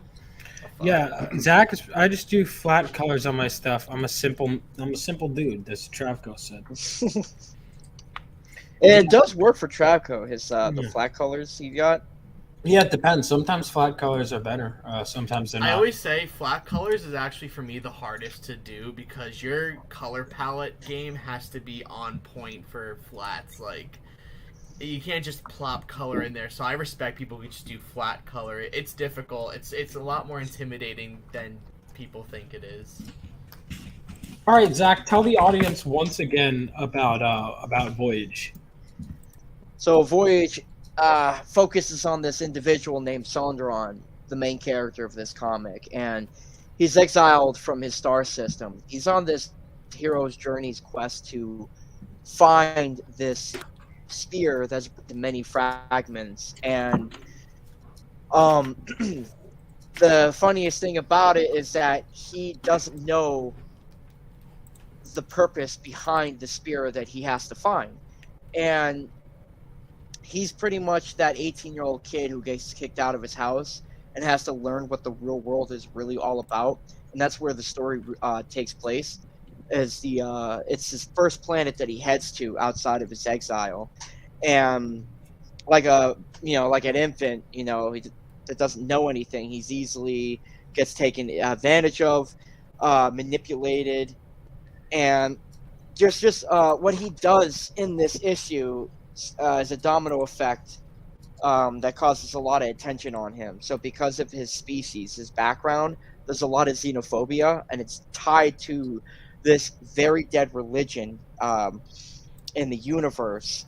So he has no idea about his ancestral background, where he comes from mostly, and by journeying to find this spear called the Nod, like the spear and Nod, the more he travels out to find pieces of it, the more he starts to understand how closely related his ancestral background is to this artifact that's supposed to unite the universe once more. All right. Yeah, Zach has, and I'm the editor on this book for Zach, so I'm going to make sure, he's giving you guys the best. Now, when you subscribe, when you join this mailing list, you also get a trading card. Isn't that right, Zach? Yeah. I offered it as like a reward tier for Kickstarter, but I want to make it just mainly exclusive for Indiegogo, because on Kickstarter it failed. So this is my second time going around hitting it. So I said, screw it, I'll just go to Indiegogo, because I just noticed that it's more of friendlier on Indiegogo for campaigns than it is for Kickstarter. And I apologize because I suck at explaining shit. So I have to rehearse what I'm saying sometimes when I talk about my book, because I tend to go all over the place. Yeah, well, it looks great, man, and we could pull up that trailer right now. If you have any interest, make sure you join that mailing list. By the way, you guys can hear it, right? Yeah. Zach, no way! No fucking way. That's so annoying. You guys saw that, but Zach has a really cool talent show performance that's on YouTube. Oh boy.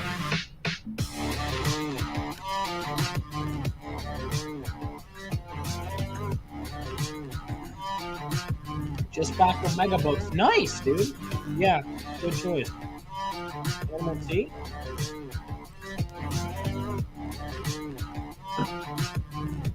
Look at all the people supporting you. Yeah, dude, these drawings are nice, dude.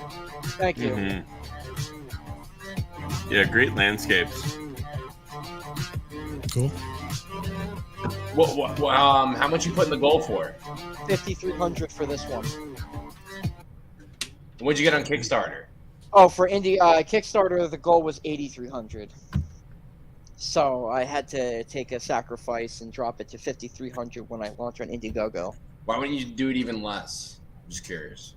Because I won't have any money to pretty much compensate even just a little bit for some of the guys on the team, on top of the cost to print this book, the materials it's going to make and whatnot. So it's tough and it's a 48-page comic, so it's not even a standard size 24-page so it bumps up the price a little bit, but it's not so much.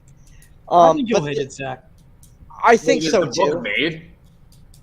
The book is pretty much, it's damn near done. The people I have on my book are all fast. We're all good at what we're doing, and like for example, like I got 15 pages left to pencil, and I'm gonna be I'm on a month hiatus just to wrap that shit up and get it done. My anchor is fast. Nick, who's the colorist of this book, he's pretty good and he's fast. So Yeah, the colors and are then- way different. I see what you mean about Nick.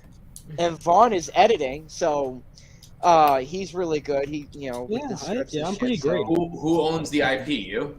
Oh yeah, Voyage is mine, but I'm the co-creator. Like I've had this idea for years, but when I went to the Cupid School, my really good friend Brett Melograno was my classmate in it. So he's a gifted writer. This guy is just born to fucking write scripts. So he helped me solidify all these years of writing. So he worked on a book with me, and everything that I do with Sonderon from here on forward, we go back and forth. And he's just as much as a co-creator as I am, because what people read, that's their first impression of that character. So Brett has a hand in that. So me and Brett are both co-creators on that. You were talking about the price of getting your comic book out there. Have you thought about putting it on Fund My Comic? Have you? I've heard quite a few people say that, and They're I think it's 3% or 2% right now.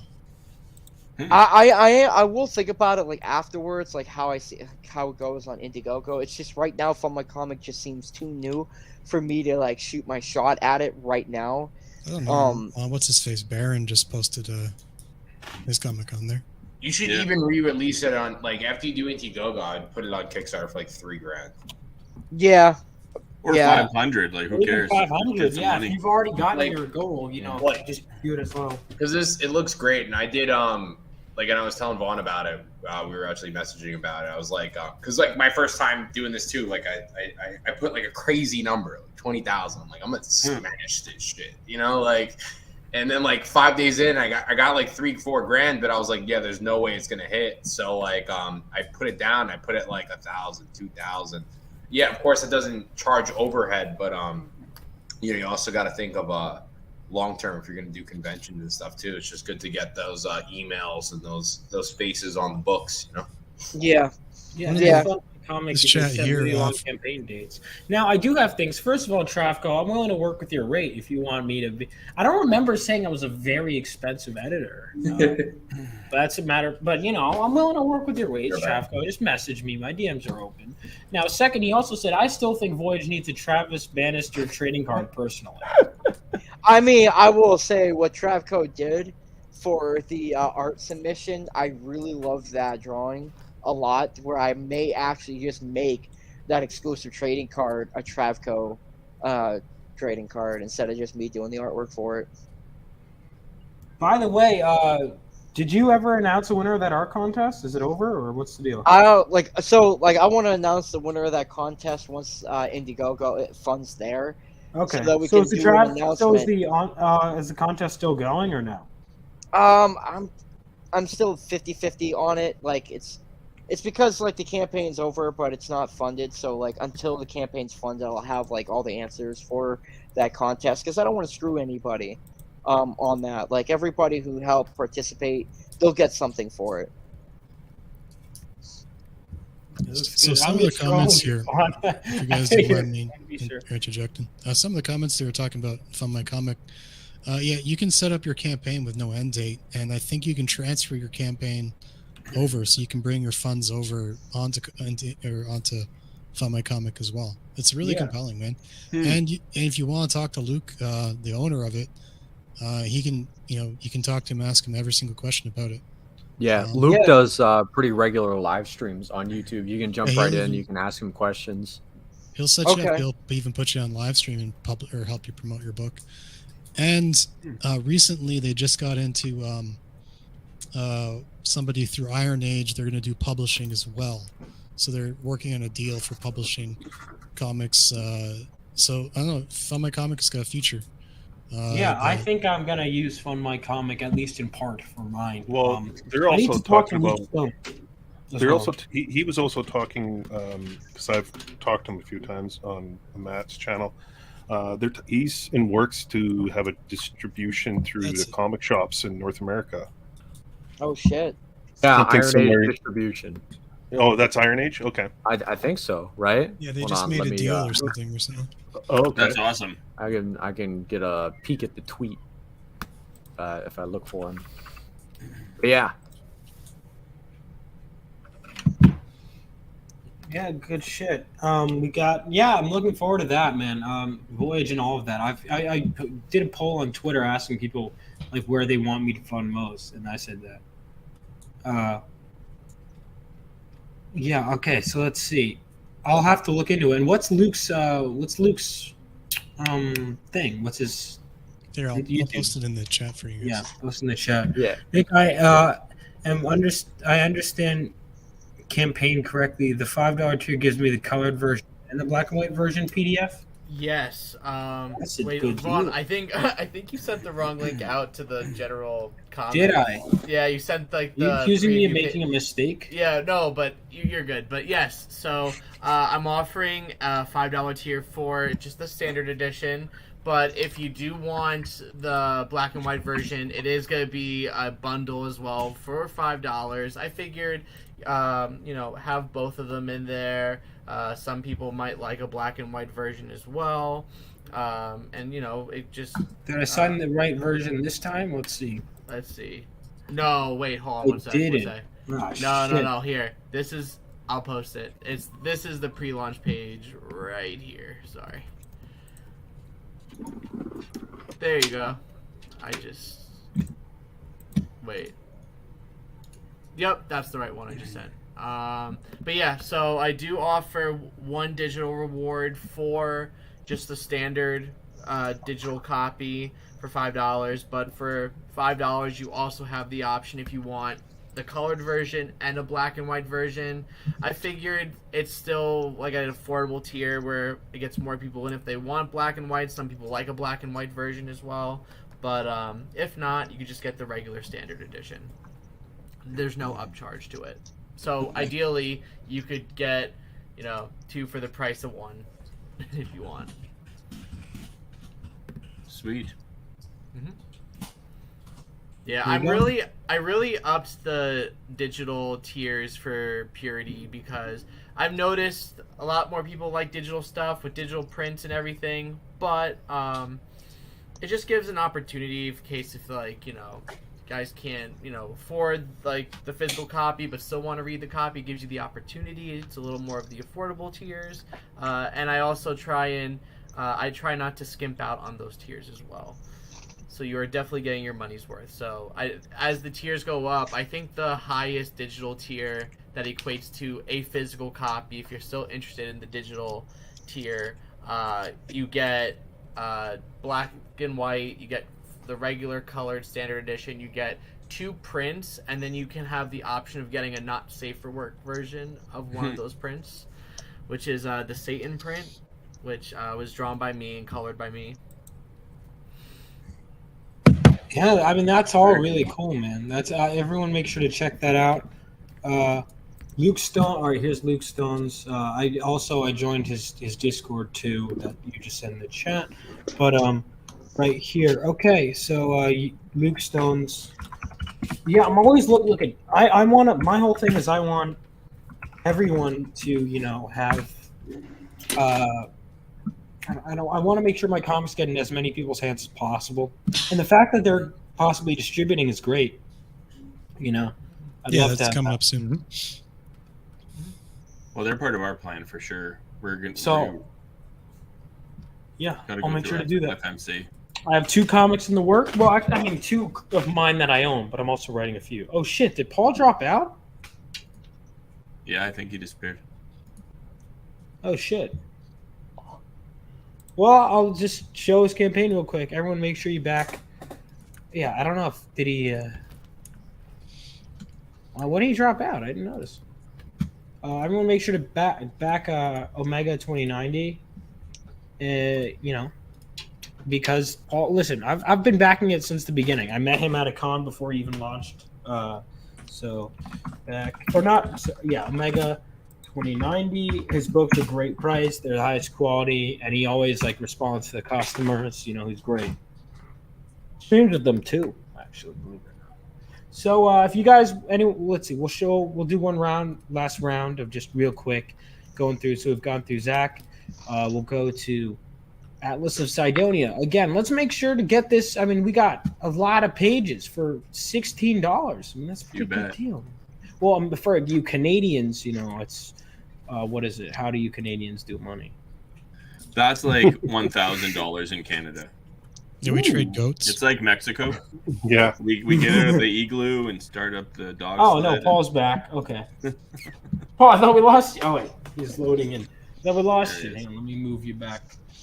Wait, how do I... So your currency's kind of based here in Canada, how many squirrels we can stick to a wall? Something like that. Is that right? Walnut or pine cones.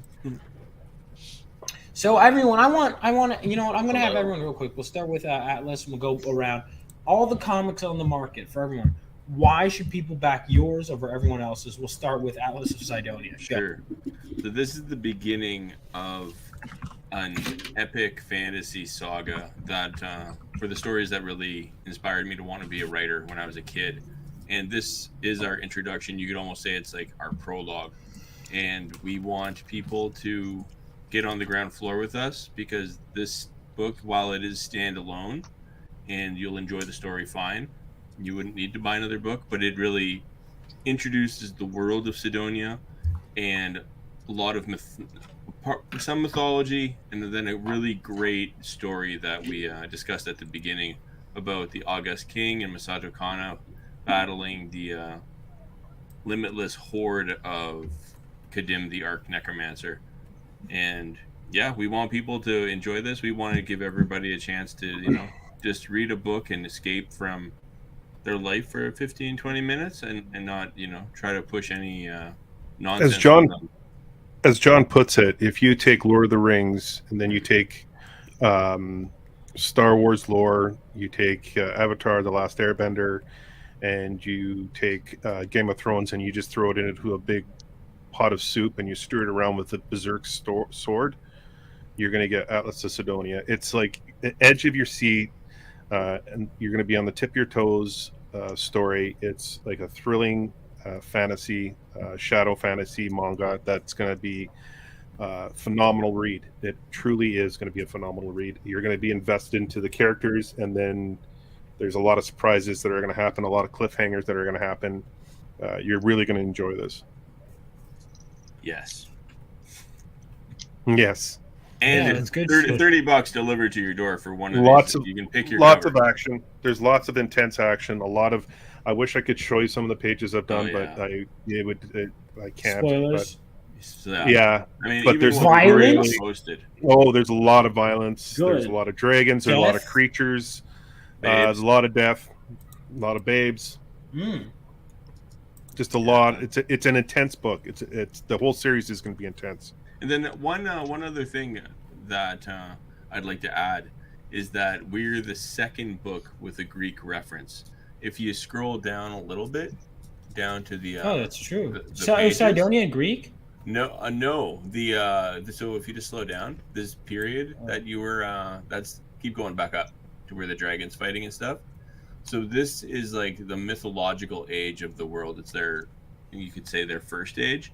And it's called the Theo-Titanomachy, which is Greek for War of Gods and Titans. And that is kind of this period of time in the world which they can't measure how much time has actually passed. There's just this long period of war between these phenomenal powers.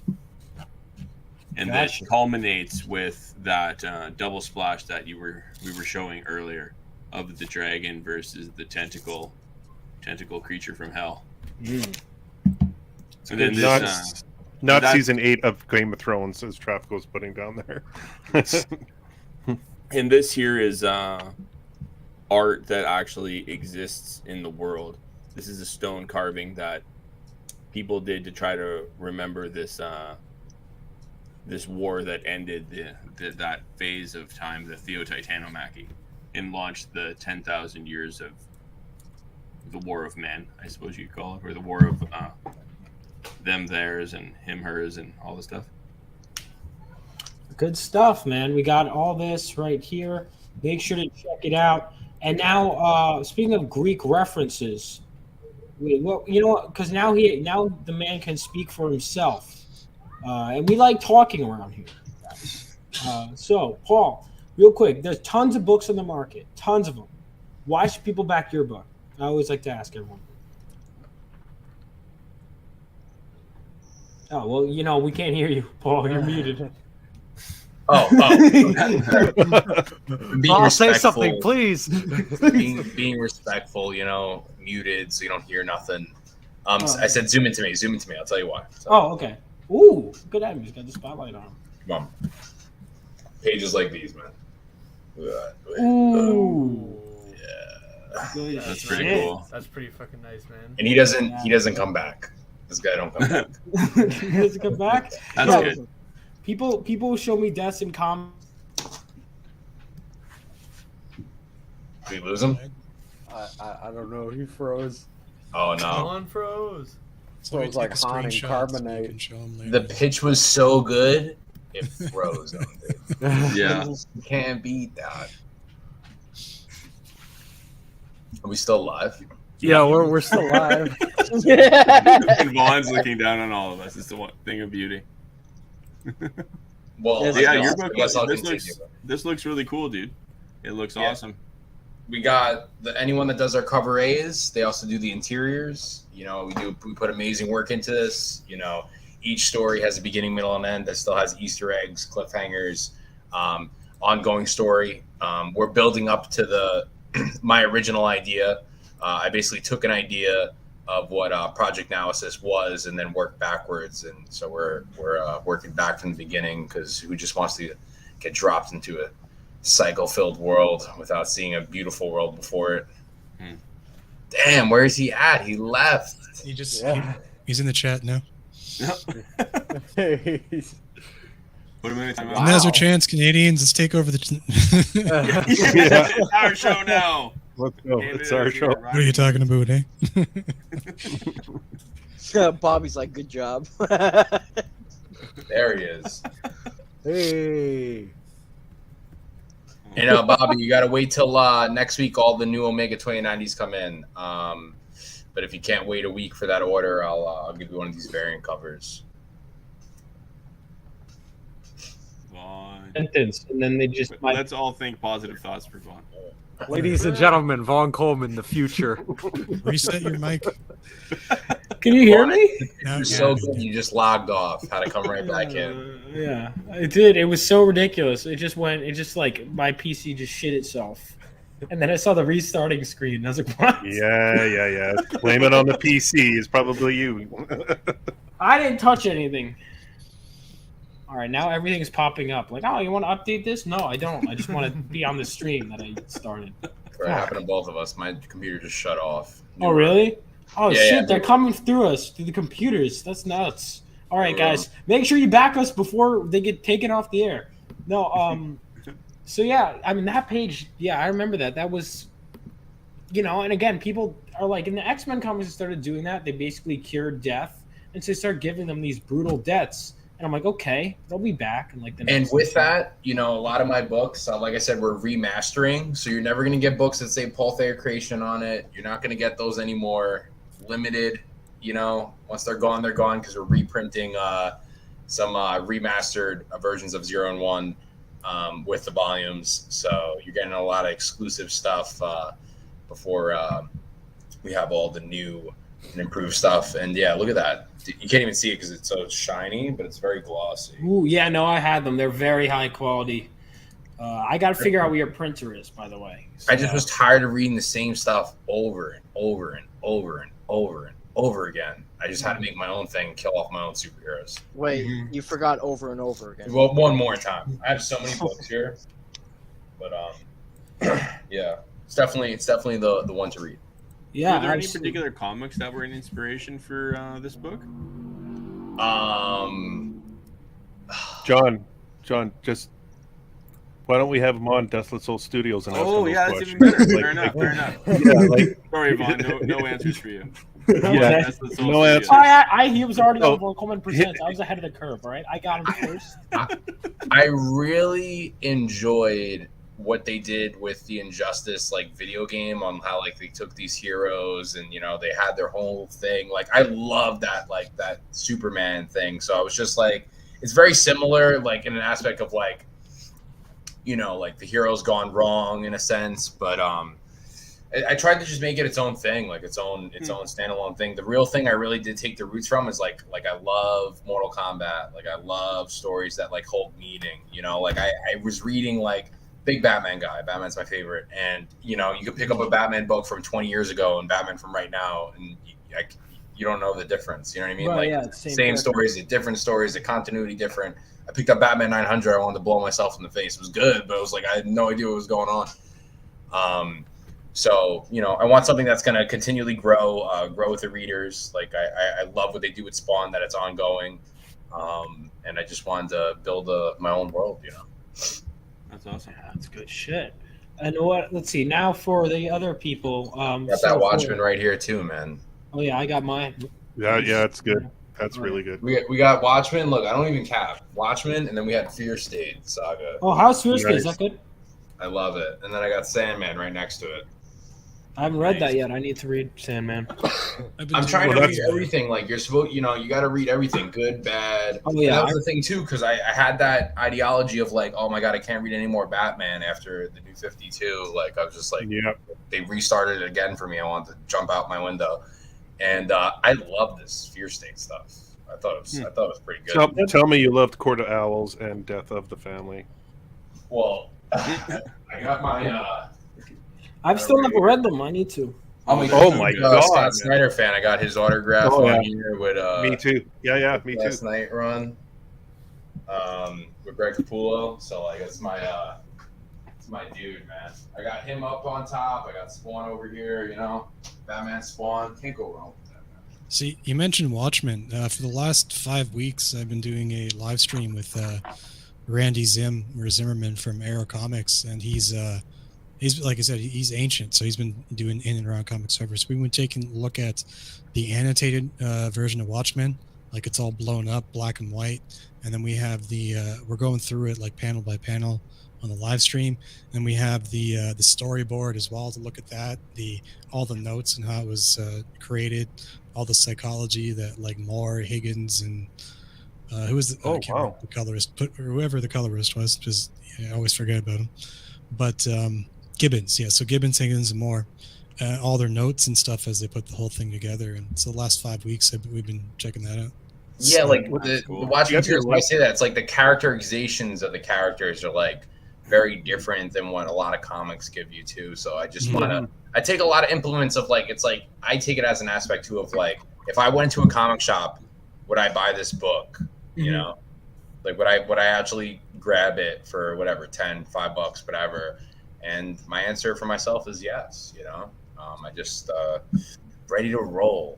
It just gets a lot crazier, man. And once we go back into once you read Project Analysis, you'll see what we mean. Like we're trying to amp it up every single book, and before we go absolutely fucking insane. And you know what? I'm gonna show you guys something.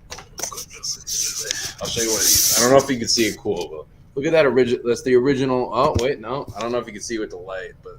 Got the original art of that spine rip. Oh shit! Yeah, that's page awesome. is great, man. I'm looking forward to having it on the trade as well. But back the issues though. The issues are great. Yeah, got the original art. I got them all laying around. Episode 0 was done all original, so everything else is digital now. Now with all the things now for people, we have a lot of comics people, but before we jump back into the comics stuff, Warren, we got a question for you in the chat that has been, John hasn't seen it yet. This is the guy who was scared of books, by the way. He says, P.S. Warren, how many pages is Monarchs? Yeah, so it's over 900. So the promo, like I said earlier, the promo video is wrong. I made the promo video before I finished typesetting the book. I did that all on my own, by the way. I downloaded Scrivener and I knocked through that, and I have the typesetting done for ebook and paperback.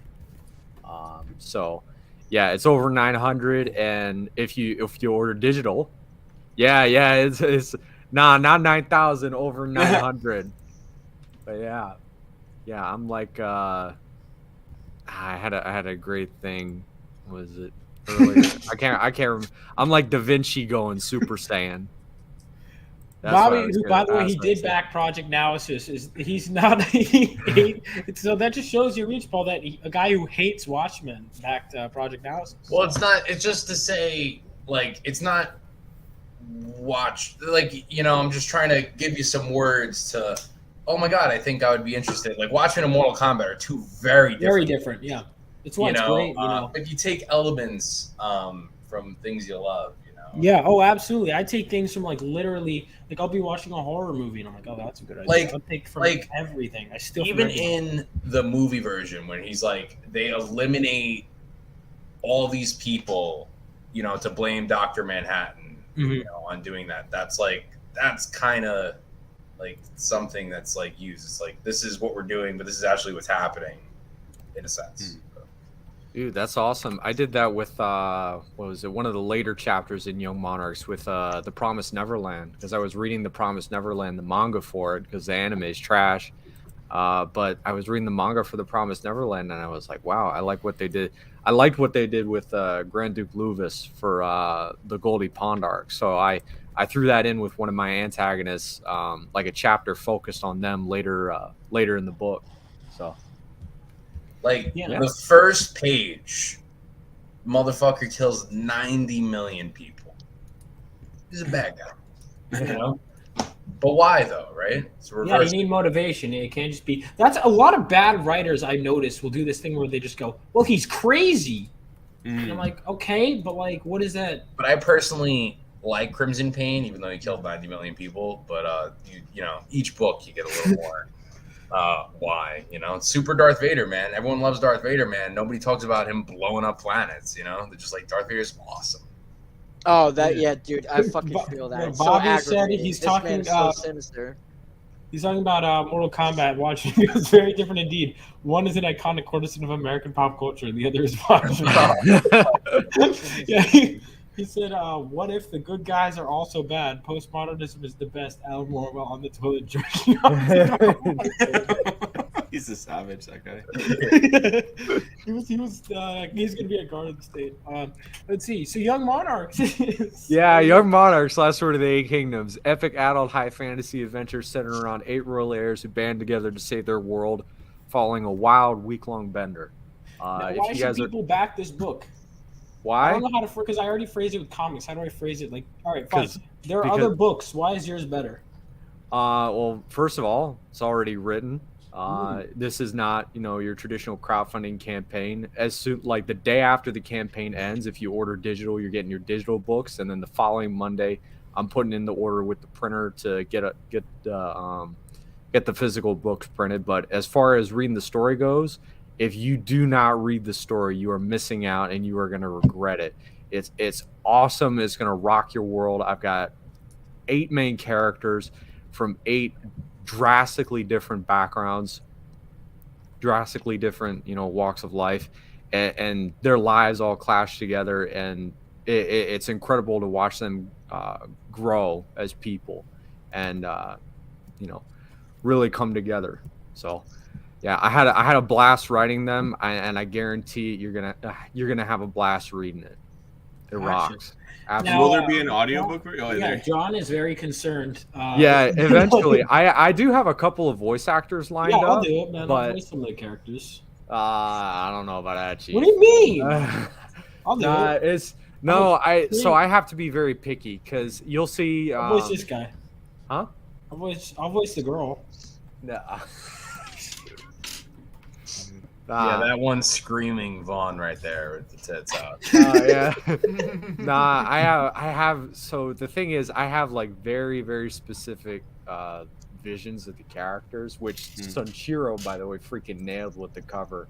Yeah. I don't know. I think he's like inside my head or something, because I had him do like commissions of the characters. I'm sorry, I'm getting off topic, but I had him do like commissions of the characters before I had him do the full cover.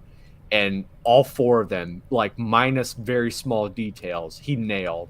I think like with with Anubis, the when I had him do of Anubis, it was the only thing that was off was the color of Anubis's shirt. everything else was like spot on. I was like, damn, are you in my head, dude? But yeah, maybe eventually, or no, not maybe eventually. Definitely eventually, I would totally do an audiobook version of it. I just have to pick, I just You have should to. get Kayla to read it. Kayla, who's Kayla? Oh, She was on. fan of Vaughn Coleman. Wow. No, she was on with us one time on Vaughn's channel. Oh snap! Do you have her Twitter? It's at Comics and Cleve. Yeah. She'd be great. She has such a great Boston accent. Yeah. Or again, Sean also has the Jersey accent. John. Oh yeah, I do follow her. So here we go. Zach wanted to show this. He just finished up this page. This was that's pretty cool. Zach, why should people back your book over any other comic book or sign up for it? Because sci-fi comics right now are just dog shit, and very few sci-fi comics, if any, has the main character actually be an alien.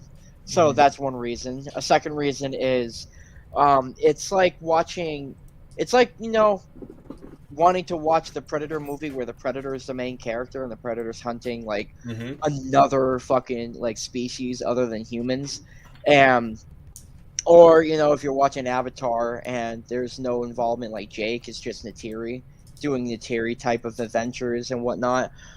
So all that demand for like sci-fi where it's just really I'm really trying to bring pure sci-fi into it without human involvement at all whatsoever. And it's like Indiana Jones in space, like bringing a lot of cool adventure type stories that we liked growing up as kids and implementing this into the hero's journey and just making it fun. I mean, it's definitely not for kids. There's going to be cool gruesome moments, there's going to be nudity, there's going to be swearing and whatnot. So I want to tell it the way I've always wanted to tell it without having to be afraid of anything out there saying that we can't do this or that in comic books. Zach, did you say you were or weren't altering the colors? Yes, I am gonna have the color. I am gonna have Nick recolor the pages. You hear that, Nick? Yeah. Yeah, no. I'm on it. Yeah, it sucks because apparently the art style we were going for a Mobius art style for it, but apparently a few number of people didn't like that style per se. So we're gonna alter the coloring palette on it so that way, we can get more backers flooding in. Speaking of Nick, why should everyone sign up for your book? There's all these comics on the market. So, growing up, I was into these books, and I think Purity kind of gives that taste of what we all grew up with. And honestly, I feel a lot of Bad Girl books today, as as good as some of them are, they don't take as many risks anymore as, like, say, Witchblade or Lady Death. Like, there's a reason why those titles have had like an everlasting impact on the community, and it's because they took risks. And I think Purity definitely takes risks with that genre. I definitely don't hold back with the art or the story, and I really do think she's gonna leave a nice impression on a lot of fans of the Bad Girl genre, and hopefully delivers something to even new readers of those kinds of books. I grew up with a lot of witches being killed, so I backed Purity. You didn't. You signed up. You didn't back it, John. You said that because I'm baked. He doesn't even realize he didn't back it. But thank you for signing up anyway, man. Thank you. Yeah, I appreciate it. I said it needs a Travis Bannister trading card. That's how he feels about you. Yeah.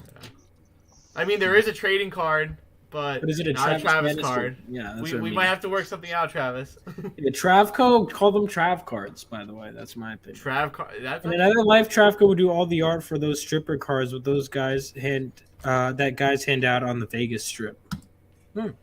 Maybe that would be a good career, actually. Probably make money. All right, guys. So with that, hang on. Have I gotten back to everyone? Oh, hang on. Paul's showing something right here. What are we looking at? Ooh, a trading card. That's so cool. Fucking sick. You said trading card. Yeah. Here I am. That's so fucking sick. Damn. And then we got a back too. Oh, Oh, that's pure. So that was on our last Kickstarter. We get the 3,000, you get a Crimson Pain one. This guy, Ooh. you know. let's But, see how. Johnny Morrow, he does Disney Villainous. He did a lot of the original art with me. So yeah.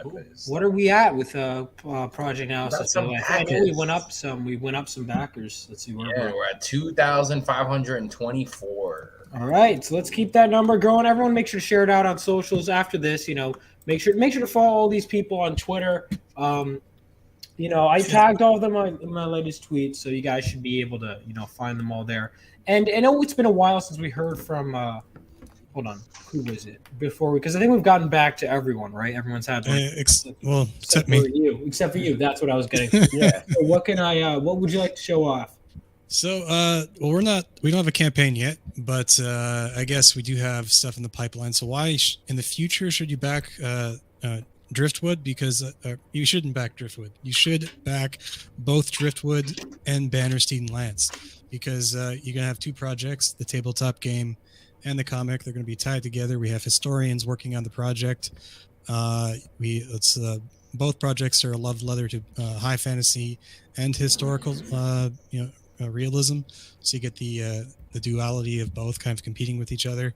And Driftwood's gonna hit different, right? It's gonna be every page is gonna be compelling, and you're gonna flip through and be like, wow, I've never seen that before. I've never seen it done quite like that, because we're not only doing from the design elements, are we putting in 3D artwork into things, like some of the panels will be done, or actually the majority of the panels will be done as a 3D, rather than a traditional panel, they'll be 3D art themselves, but we're using 3D art to help lay out the book as well. So it's going to be an interesting project, and it's going to have necromancers and zombies, and but they're going to be a little bit more, a little different than you've ever seen them before. So cool. Something to look forward to. Bobby says, if this blows up, Paul, I demand a Crimson Pain figure. What is the definition of blowing up? Yeah, that's a good question, Bobby.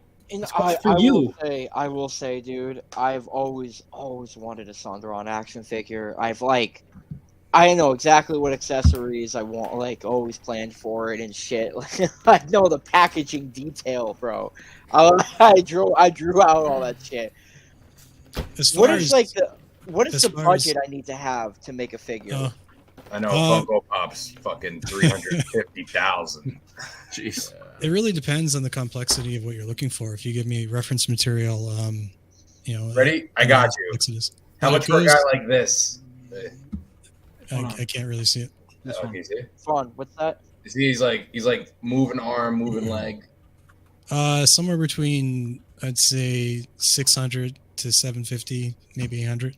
Really? That's it for an action figure? Yeah. Holy shit! I might take you up on that. Yeah, give or take. I mean, it depends on how much work I have to put into it. So, hey, Whiskey, I have one question. One question about your game. What would the age restriction, if any, be on it? We're aiming for like teens. Okay. Definitely not kids. Okay, but what about the the combat portion? The combat portion of the game. It's traditional. It's going to be a mix of different things. You're going to have a campaign for one module, like Risk. You have a campaign, or you have a module for jousting and like intrigue and more narrative kind of based thing.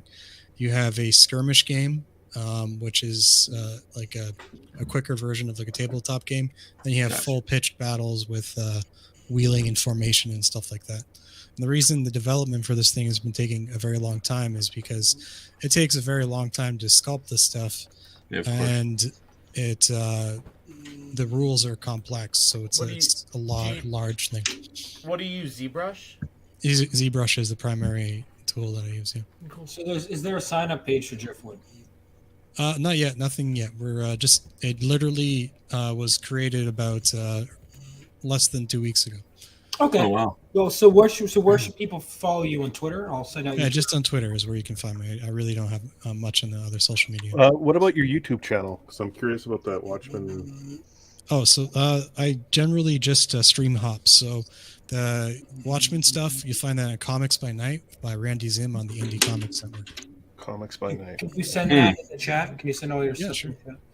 So just to double check, I mean, to clarify, to that figure that dude showed, that would cost around 700. That dude, you the final result of that would. Bro, shut the fuck up! Somewhere between That dude can't even shout out Omega 2090 live on Kickstarter. somewhere between.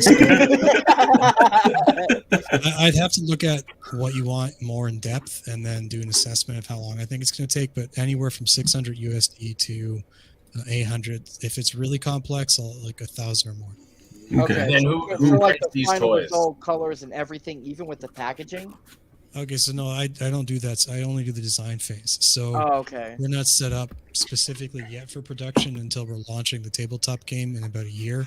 So all our equipment's in storage, but we can get you the digital files or a prototype, but I'm skeptical on the prototype. Okay. Damn. Oh shit. But yeah, we'll hook you up if you want something made. As far as McFarlane goes, I don't think he does cloth as good as I do.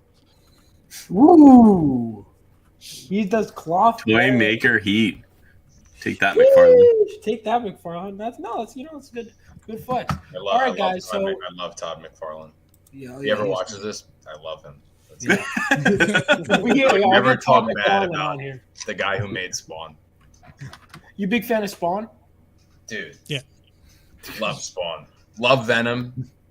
Venom, yeah. Oh, yeah. He's done so much stuff. I also did one of my real quick because I have it in my living room. I can't even show it because baby's in there. But bro, I gotta ask: did your mouth fucking drop when you found out Billy Kincaid was like this secret force to be reckoned with?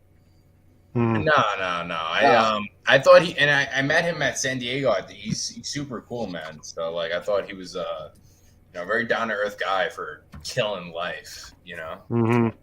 I've met some assholes, and I've met some. This is a great McFarlane cover too. This is Oh my god, yeah, Todd, dude, he's Todd Farlane. Bro, I'm gonna get them on covers eventually. Yeah, I just follow you on Twitter, bro, because I want to know more of this comic. All right. So without further ado, I think that's all these books look rad. We've been going for over 2 hours. Thank you guys for sticking around, and I think everyone got a good shout out. I think, without further, and everyone make sure to follow all these people on Twitter. Paul, hang on, let me post your Twitter in the chat just because people might not know. Be updated. And Paul, let me know if you end up deciding to go to Garden State because I know I'm gonna email Dave. Yeah, I'll see if he likes me enough. even if not, even if you don't end up going, he did let me the last week before, so we'll see. And even if you end up just like going, like even just whatever, that's hard for me. I spend so much money. No, I know. I've been trying to practice restraint. I spent when I did Paul, you have IG, Project Analysis on Instagram, same as the title. I post reels and how-to videos and all that stuff. We try to do as much cool stuff as possible on there. You might get spammed with 10 posts some days, but it happens. No, it's good. All right, toss you a tip on whatever an Atlas campaign can for physical books, or just buy a pizza or something from fellow artists. All right, John. John, you're an artist? I didn't know you were an artist. No, that's for me. Oh, you're the artist. How dare you take? I am the artist. I am the artist. I'm going on the show where people draw. And I'm setting the traps. I was the first person there, by the way. Because you jacked my first.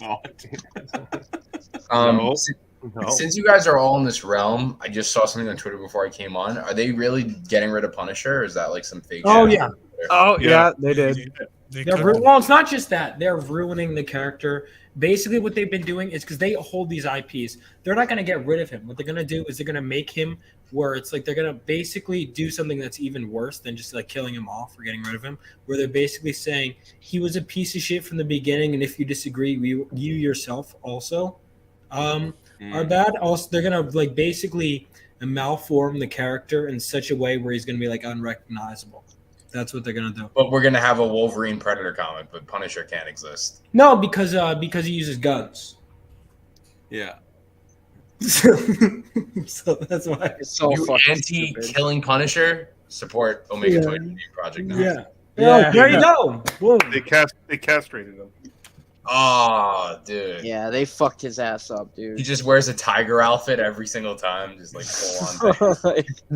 He goes full Meowing. furry in the comic. He's the new Tiger King. He becomes a furry. Let's go. All right. So, see you guys. Thank you so much for coming on, and make sure to back all these campaigns. Share the links out on social media, and yeah. Oh yeah, basically they ruined the Punisher. Yeah, it's really bad. All right. So anyway, maybe I should make a video from that clip. All right. See you guys next time, and